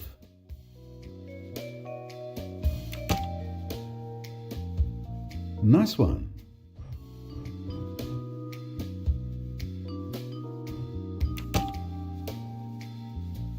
Brilliant.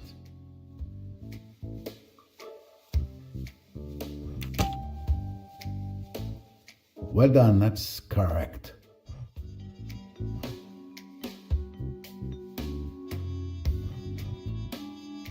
I need to arrange my thoughts in order. I'm missing something. No. Impressive.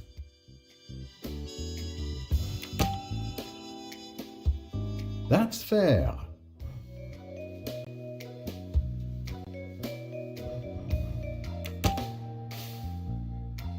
All right.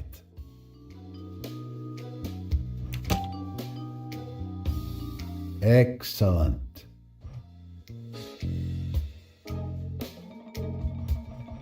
No. That's not correct. Come now, Poirot. Exactly. I'm right. Despite an unhealthy interest in role-playing games, none of the crew aroused my suspicions, and each of them has a decent alibi. Excellent detective work, naturally.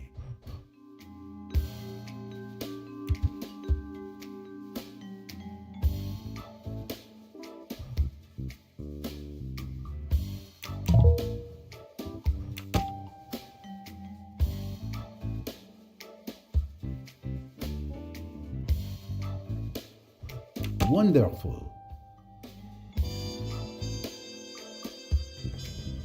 I think I understand how the murder happened. I should present my findings to Miss Royce.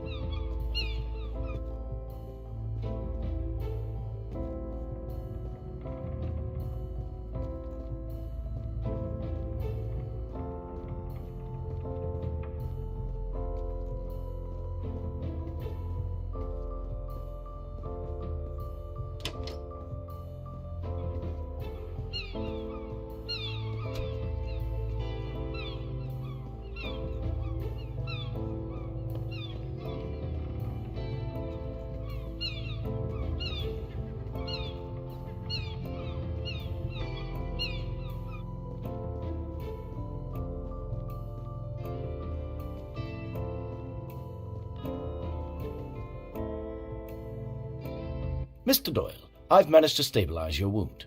The tibia fracture isn't clean and the bullet is still lodged in your leg. Unfortunately, I can't remove it here. That needs to be done at a hospital. For now, you're prohibited from using your leg. This sounds serious. I hope you're not in too much pain, Mr. Doyle. Ah, Monsieur Poirot, you're here. The painkillers I administered to Mr. Doyle should provide relief for a few hours. Thank you very much, Doctor. My leg pain is insignificant compared to my grief. My Lynette. Dead. Murdered. My deepest condolences once again. Mr. Doyle, I know this isn't the ideal time, but may I ask you a few questions? Please do. I'll leave you to it. If you need me, I'll be outside.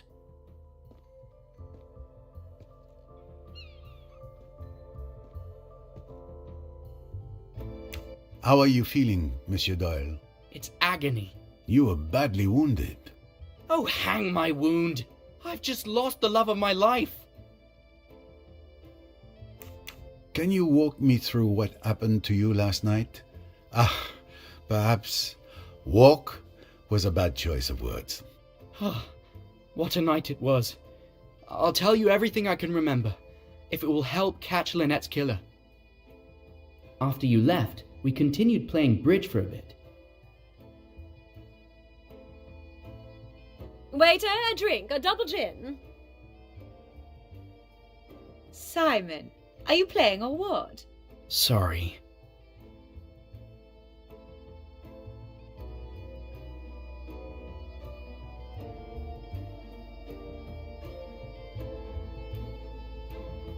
To revenge.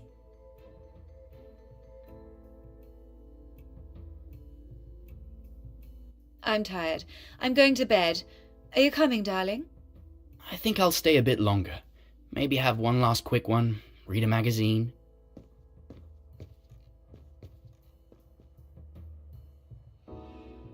Well, I suppose that's it. I'm going to head out too. Have a good evening.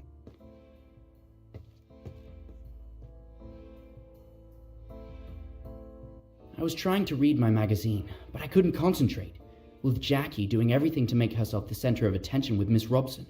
She clearly wanted to get to me, but I didn't let anything show. We were engaged in a duel of patience, and I was determined to win this time. And we have excellent drawing classes. Simon, I want another drink. You've had quite enough drinks, Jackie. What damned business is it of yours? Go to bed, Jackie. You're drunk. If you're embarrassed, Simon dear, you'd better leave the room.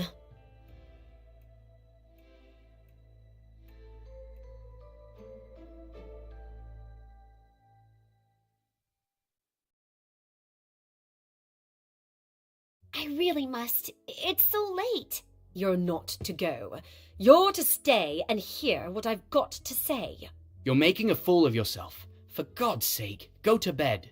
You're afraid of a scene, aren't you? That's because you're so English, so reticent. You want me to behave decently, don't you? You damned fool. Do you think you could treat me as you have done and get away with it? I told you that I'd kill you sooner than see you go to another woman. You're my man, do you hear? You belong to me. I'll shoot you like a dog, like the dirty dog you are.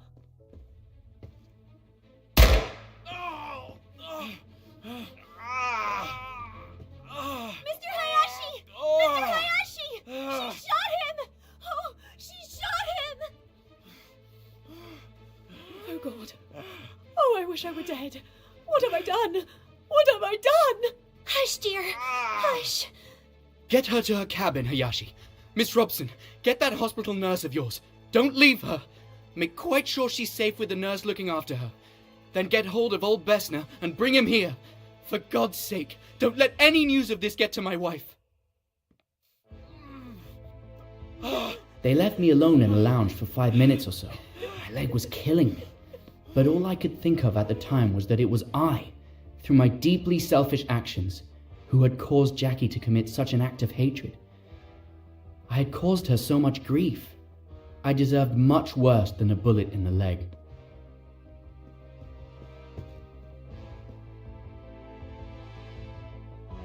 Let's see. It's not pretty, but it could be much worse. The bone is fractured, and there's considerable blood loss. Mr. Hayashi, help me carry him to my cabin.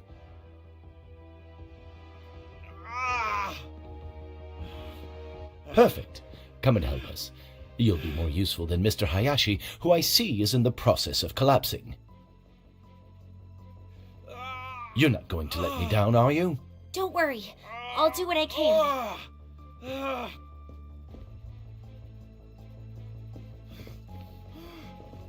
After what felt like an eternity, Mr. Hayashi, Dr. Bessner, and Miss Robson came to help me and carry me to the doctor's cabin. I must admit I don't remember much. I just know the doctor was working on my leg, and the pain was unbearable. I think I must have passed out. Well, this is the best I can do. You've been brave. I'm going to give you something to help you sleep. And your wife? What should we do about your wife? She needn't know till the morning. You mustn't blame Jackie. It's been all my fault. I treated her disgracefully. She didn't know what she was doing. Yes, I understand. My fault, Miss Robson. Someone ought to stay with her. She might hurt herself. It's all right, Mr. Doyle. Miss Bowers is going to stay with her all night. Mr. Hayashi, the gun. You mustn't leave it lying around. Quite right. I'll go and get hold of it now. While Mr. Hayashi was off searching for the revolver, the doctor finally gave me something. I struggled not to fall asleep because I wanted to make sure everything was okay. I'm bothered. I can't find that revolver. What? How is that possible? Did you look everywhere? I only heard a few snatches of conversation when Mr. Hayashi returned. I wanted to react, to say that we had to search the boat for that bloody gun. But the sedative was already taking effect. I fell asleep before he and Miss Robson left the room. Now you know everything. It is clear to me how you ended up in this state. Thank you. Ah, excuse me. I thought Monsieur Doyle would be alone. I'll come back later. Wait a moment, please. Your presence is actually timely. May I ask you a few questions? Oh, very well. I'm listening.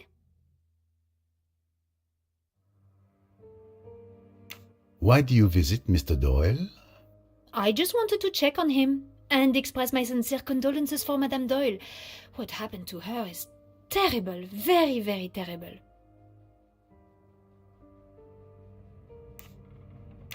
Your movements last night, what were they? I helped Madame Doyle to bed around 11:30 p.m. Then I went to bed in my cabin around 11:45 p.m. Did you see or hear anything that could be useful to us? No. Naturally, if I had been unable to sleep, if I had mounted the stairs, then perhaps I might have seen this assassin, this monster, enter or leave Madame's cabin. But as it is... Monsieur, I implore you. You see how it is. What can I say? Don't be a fool. Nobody thinks you saw or heard anything. You'll be quite all right. I'll look after you. Nobody's accusing you of anything. Monsieur is very good. Do you know anything about your Madame's pearl necklace? Madame Doyle was wearing it last night. And I also saw Madame put the necklace back in its case last night before going to bed. Is that the last time you saw the necklace? Yes, monsieur. And what about this morning? My God, I didn't even look. When I entered her cabin, I saw Madame. I screamed and ran out. It was indeed missing this morning. It's a bit delicate to talk to her about this here. I'll wait until she is alone. We are done for the moment, mademoiselle. I am truly sorry for you, Monsieur Doyle. I know how you must feel. I hope everything will be all right for you. Monsieur Poirot, I'll be in the saloon if you need to question me.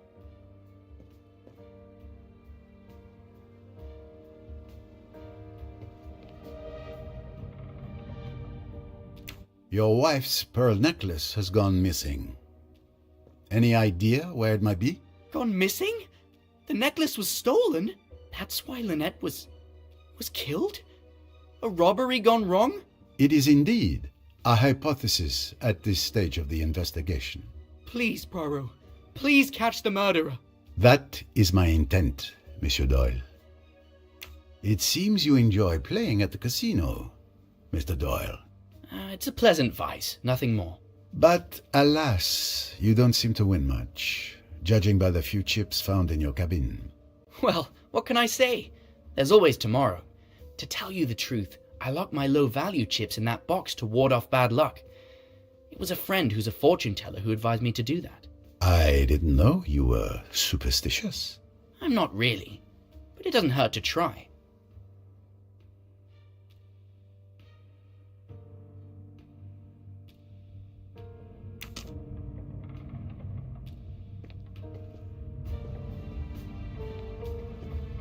Excuse me, Mr. Poirot. I should like to see Jackie. Would you mind if I asked you to bring her here? I've thought a lot. I haven't treated her well, and I'd like to clear things up. I know Lynette would want me to. You wish to see Miss de Belfort? Very well. I will fetch her for you.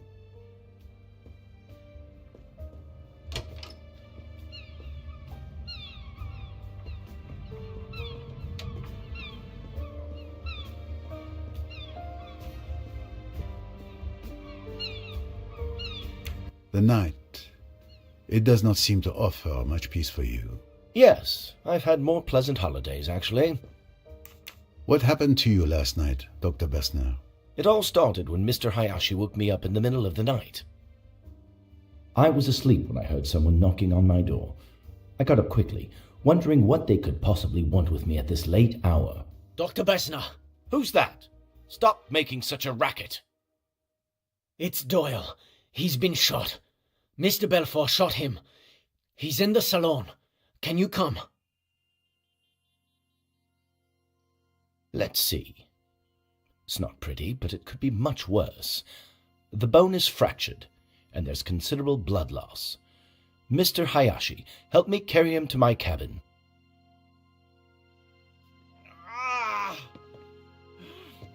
Perfect. Come and help us. You'll be more useful than Mr. Hayashi, who I see is in the process of collapsing. You're not going to let me down, are you? Don't worry. I'll do what I can. Luckily, the young lady was there. She kept a cool head and was a great help in getting Mr. Doyle to my cabin. And without proper equipment, I had to improvise. Honestly, I'm quite proud of the result. However, poor Doyle was in agony. Well, this is the best I can do. You've been brave. I'm going to give you something to help you sleep. And your wife? What should we do about your wife? She needn't know till the morning. You mustn't blame Jackie. It's been all my fault. I treated her disgracefully. She didn't know what she was doing. Yes, I understand. My fault, Miss Robson. Someone ought to stay with her. She might hurt herself. It's all right, Mr. Doyle. Miss Bowers is going to stay with her all night. Mr. Hayashi, the gun. You mustn't leave it lying around. Quite right. I'll go and get hold of it now. Thankfully, I had some morphine on hand. Without it, I think Mr. Doyle would have had a very rough night. And then Mr. Hayashi returned from the lounge. I'm bothered. I can't find that revolver. What? How is that possible? Did you look everywhere? Of course, I looked everywhere. It dropped out of the girl's hand. She kicked it away and it went under a settee. It isn't under that settee now. But who could have taken it? It's curious, that. But I don't see what we can do about it. Both of you go to bed. I'll watch over him tonight. And thank you. Your help has been invaluable. I did my best. Good luck. Thank you, Doctor. After dismissing Mr. Hayashi and Miss Robson, I sat down in an armchair. Mr. Doyle was already asleep. I got up several times during the night to re-examine his wound and put my instruments away. Then, in the early hours of the morning, the captain came knocking at my door to tell me that Mrs. Doyle was dead. There. That's how I remember it. Thank you, Dr. Bessner. Now that I have gathered both the testimonies of Dr. Bessner and Mr. Doyle, I am convinced that Dr. Bessner did indeed look after Simon Doyle all night. I am of the opinion that Lynette Doyle's pearl necklace was stolen. What do you think, Doctor? All I can tell you is that I didn't see it in the cabin. Also, during the preliminary analysis of the body, I didn't observe any marks around Mrs. Doyle's neck to indicate the necklace was ripped from her neck. It's likely that she removed it before going to bed. What happened to it then, I have no idea. Thank you for your observations.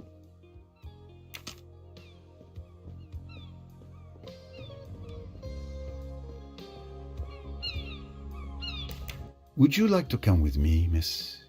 Mr. Doyle would like to see you. Simon? He wants to see... me? Yes, of course.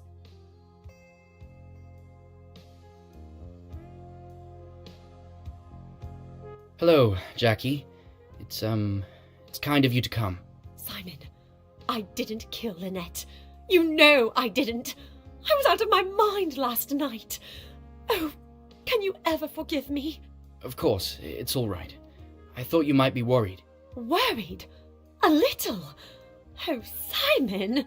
You were a bit upset last night. A bit drunk. But I could have killed you.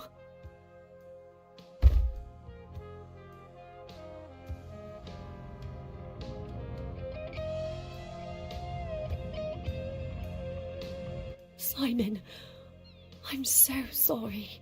Let's give these young people some privacy. They've been through enough. Thank you, Mr. Poirot. Thanks to you, we've been able to explain ourselves with some privacy. You're welcome.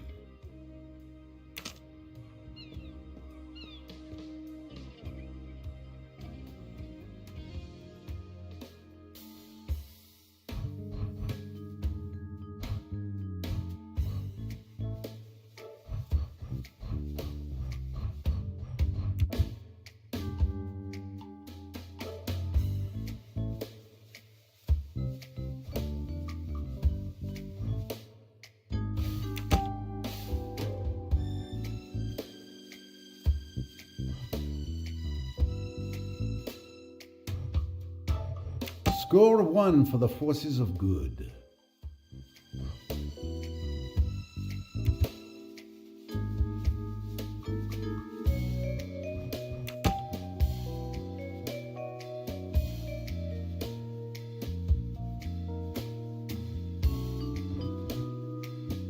Impressive.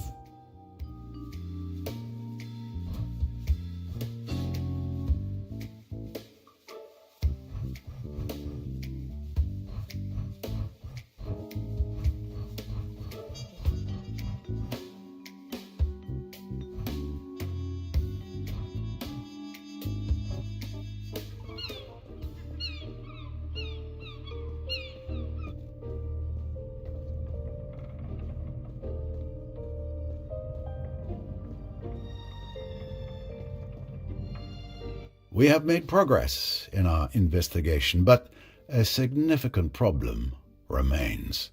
I think I know what you're referring to. Let's recap. I've discovered that the murderer intentionally drugged me at dinner, sometime before Lynette's murder.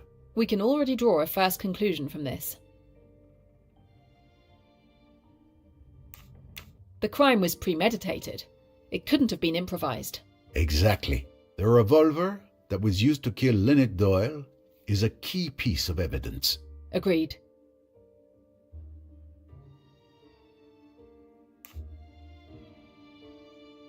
It wasn't the revolver that injured Simon Doyle. My little grey cells tell me otherwise. The weapon that killed Lynette and Jackie's weapon, which disappeared from the lounge, are both .22 caliber, and most likely the same weapon. Therefore, the murderer must have retrieved it from the lounge to kill Lynette Doyle, taking advantage of the commotion caused by Mr. Belfort. Yes, it would appear only one person could have committed Lynette's murder.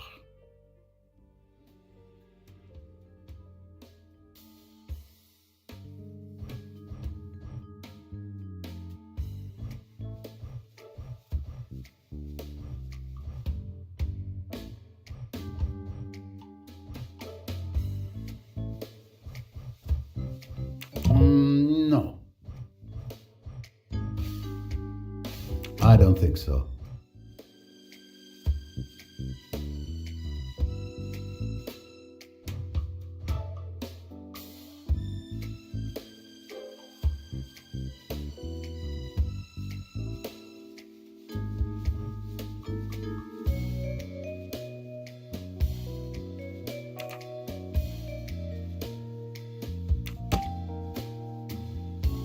Every question must have its answer.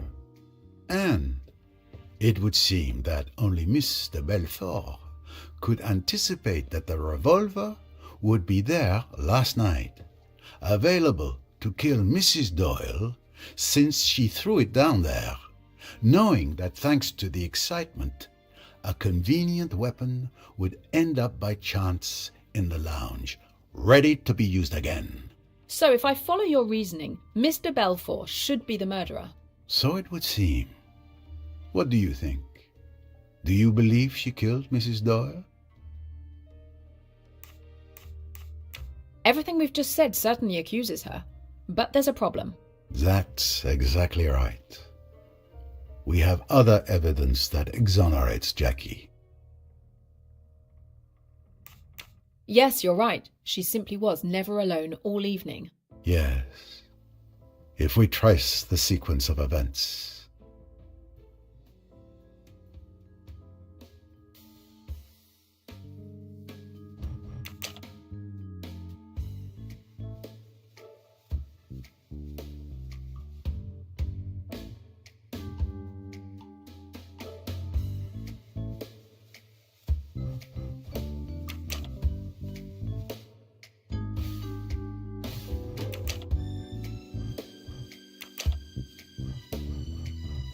Not really.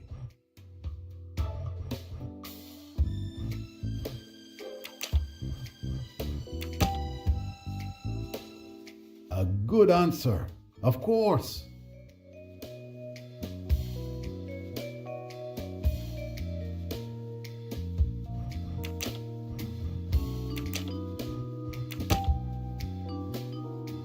Mission accomplished.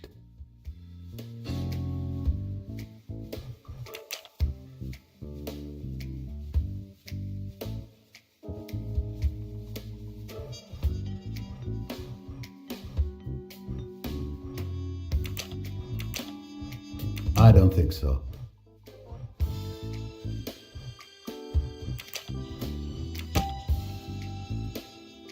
Excellent.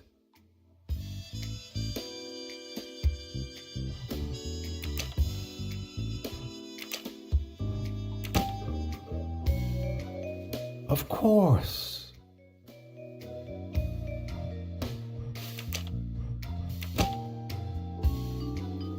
Well done. I found it. Several testimonies overlap to confirm that Mr. Belfort was never alone from the moment she entered the lounge until this morning. Gun or no gun, there was no moment when she could have slipped away to kill Mrs. Doyle. So Mr. Belfort is the only one who could have done it, but she couldn't have done it. Did I say that out loud? Mademoiselle, Poirot does not believe in flying guns with minds of their own. We are being led astray. But we will unravel this thick mystery. I'm convinced of it. There is still much we don't know. The investigation must continue.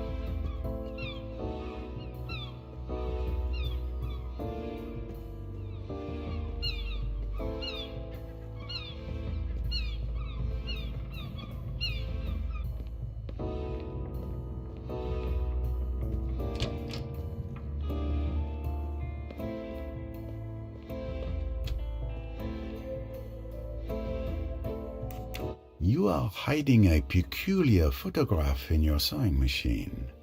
A picture of Mrs. Doyle's necklace, accompanied by an estimate of its value on the back. Well, you are quite a little snooper. What conclusion do you make from this exciting discovery? That you intended to steal Lynette Doyle's necklace, perhaps. Unfortunately, the truth is not nearly so exciting. Who do you think gave me that photograph? Madame Doyle herself. She feared someone might indeed try to steal it. I was to take the photograph to the jeweler who crafted it to make a cheap duplicate when we returned to London. Your explanation begs more questions than it answers. I believe I will leave this matter unresolved for now.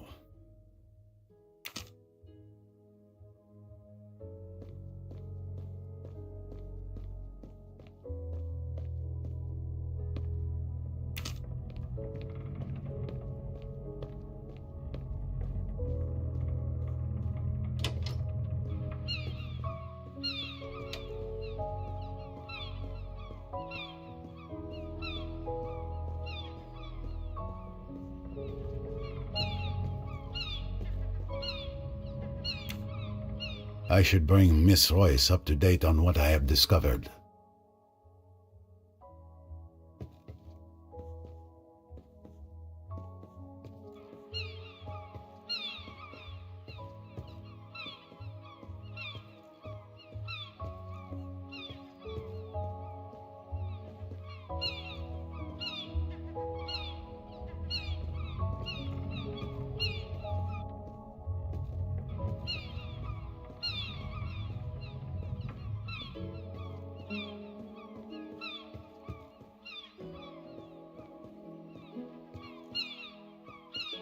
Will Mr. Doyle make it all the way to Aswan? I've done what I can.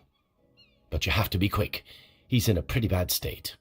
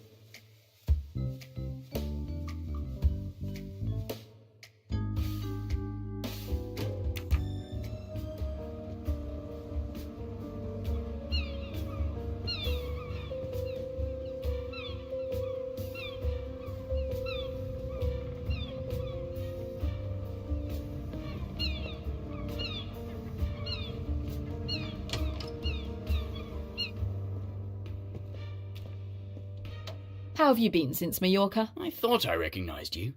Despite the tragedy, I'm doing okay, thank you. Are you feeling better? It's the first time I've been so close to death. Madame Doyle. It's truly awful.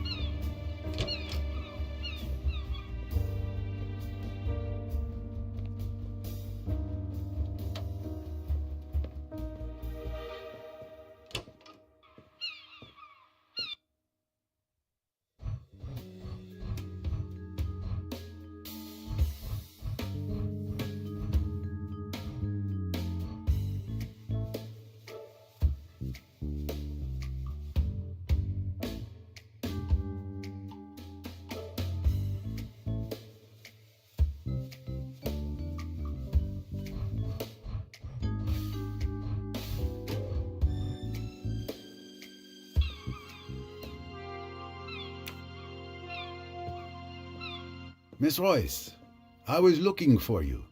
I was looking for you too, Mr. Poirot. Time to share information?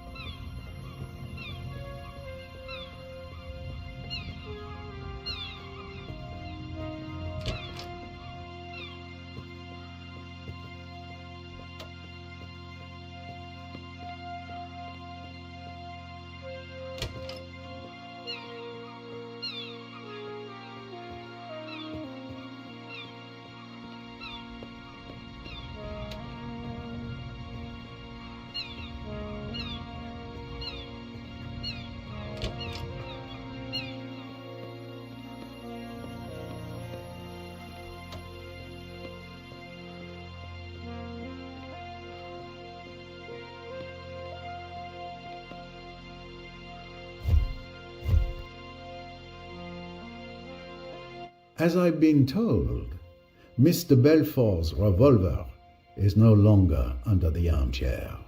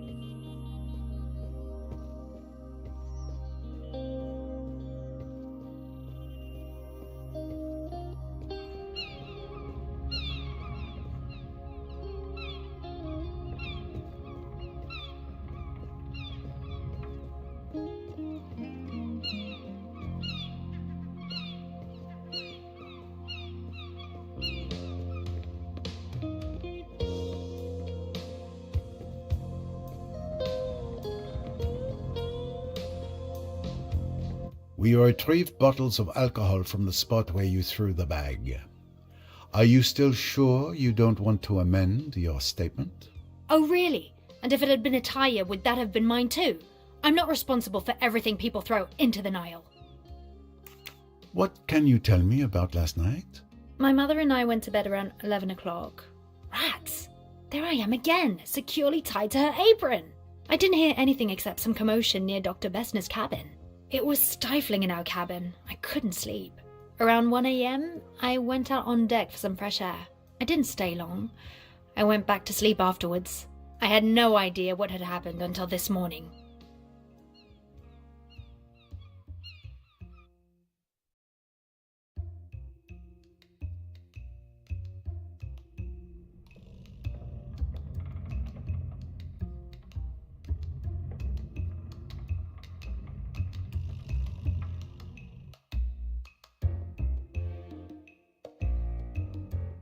Any proof, no guesswork.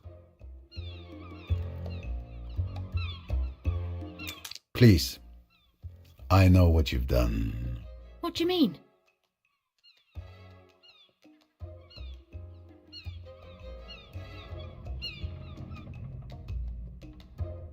I can sense she's lying, but I need evidence, not feelings. I can sense she's lying, but I need evidence, not feelings.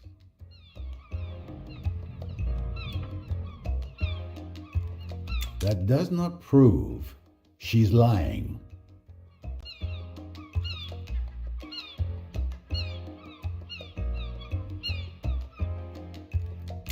That's enough now. I know you threw your mother's liquor bottles into the water. Am I right? Yes, you're quite right. I was a fool not to say so, I suppose. But I didn't want everyone to know. It would go all over the boat, and it seemed so silly. I mean, that I... So silly that you should be suspected of committing a murder? I've tried so hard to keep everyone from knowing. It isn't really her fault. She got discouraged. Her books didn't sell anymore. People are tired of all that cheap sex stuff. It hurt her. It hurt her dreadfully. And so she began to drink. For a long time, I didn't know why she was so weird. Then, when I found out, I tried to stop it. She'd be all right for a bit. And then suddenly, she'd start and there would be dreadful quarrels and rows with people. It was awful. I had always to be on the watch, to get her away. And then she began to dislike me for it. She's turned right against me. I think she almost hates me sometimes. Pauvre petite. Don't be sorry for me. Don't be kind. It's easier if you're not. I'm so tired. I'm so deadly tired. I know. People think I'm awful. Stuck up and cross and bad-tempered. I can't help it. I've forgotten how to be nice.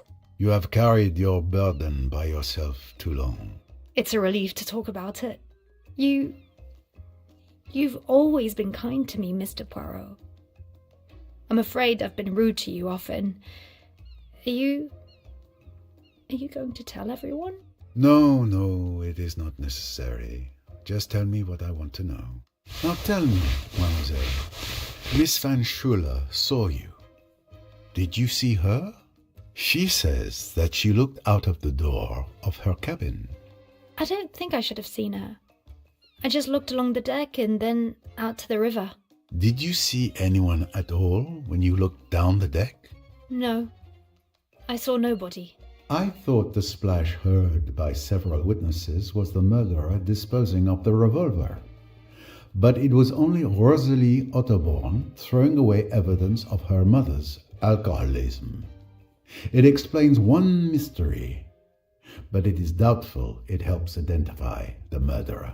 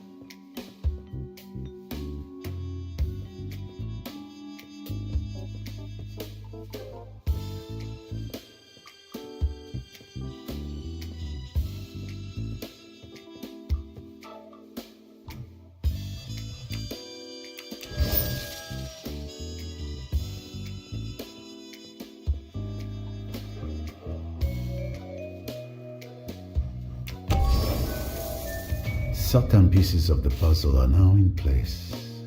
It's clear that Rosalie must have seen Tim when he came in or out of Lynette's cabin with the necklace. I must confront them.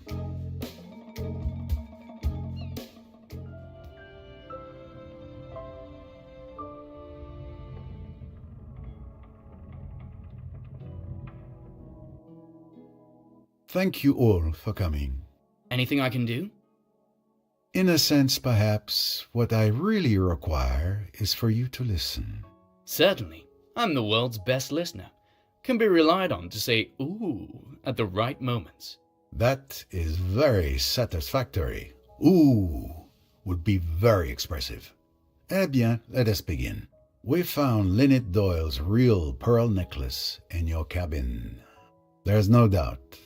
You are the thief.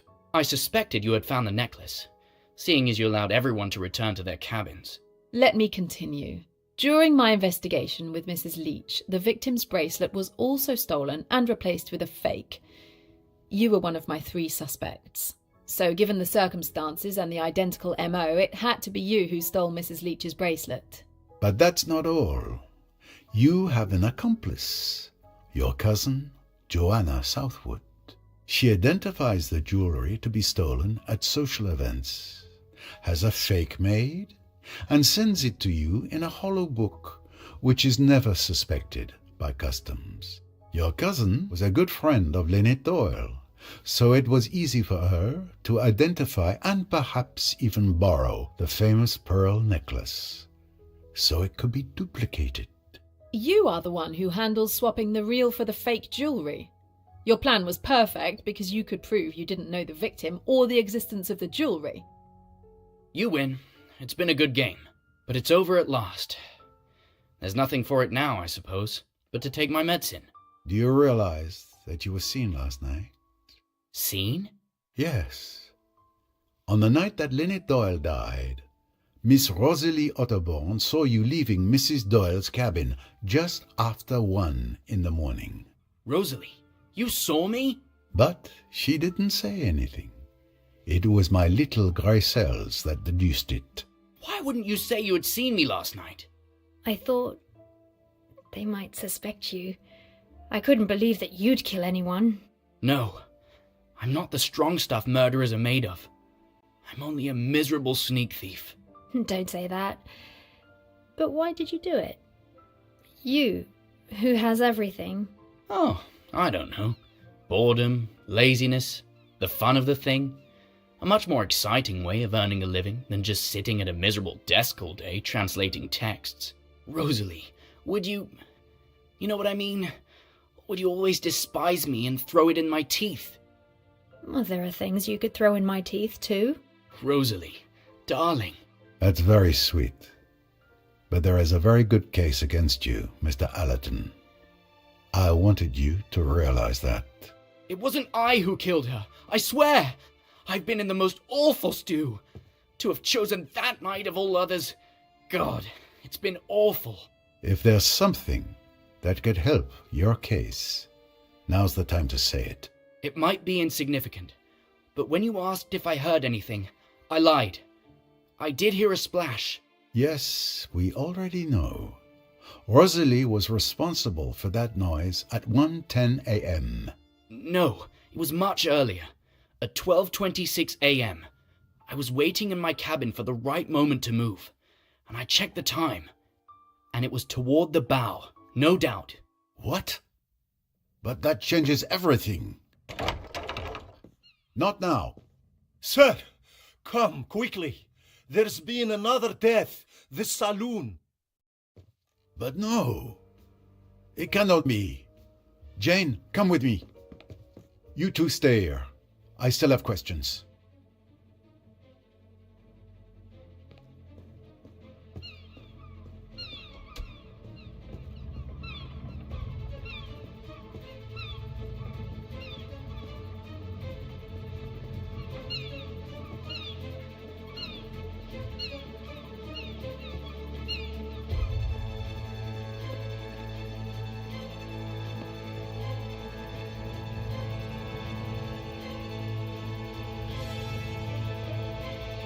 This is horrible. I don't understand. She was reading there just 10 minutes ago. I stepped out and when I came back I found her like this. Step away from the body. Touch nothing. I need to inspect.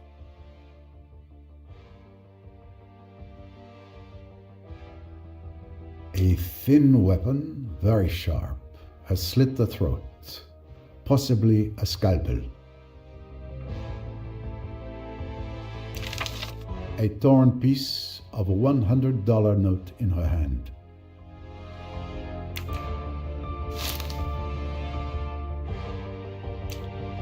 A ribbon for bundling stacks of notes. There must have been $10,000 here at least, but the money is missing.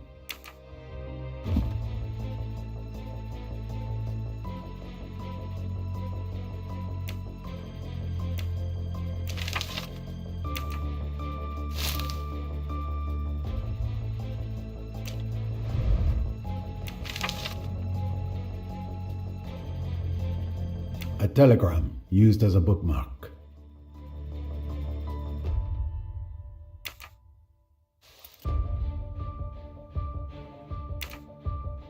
I can already say that Louise Bourget had her throat cut with a sharp object. The $100 notes are nowhere to be seen.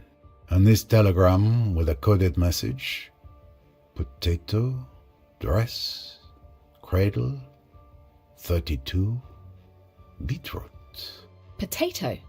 Dress. But I know this code. It's the same as the one I found in Mallorca and Cairo. Show it to me.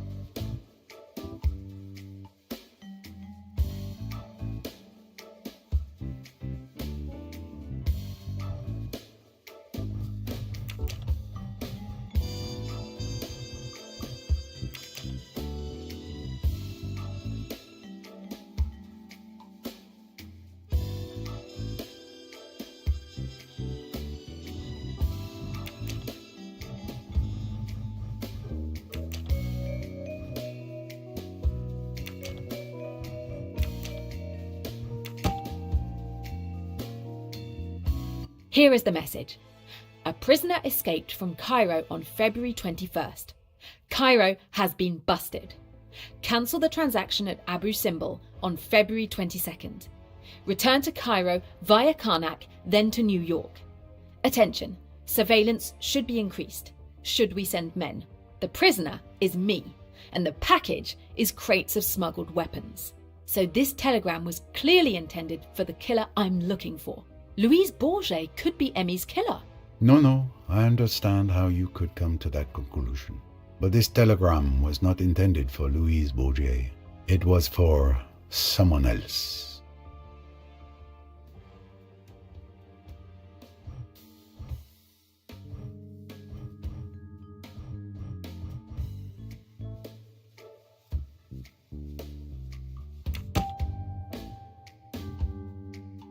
Yesterday, Lynette Doyle mistakenly received this telegram that was meant for Riquetti. When she returned it to him, he was furious that she had read it by mistake. Now I understand why. Riquetti is your man. Where's Riquetti? He was right there. He's gone.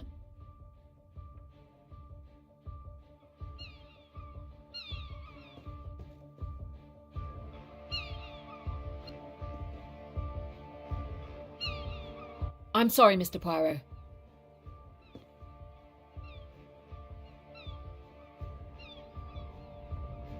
Of course. Miss Royce, good luck.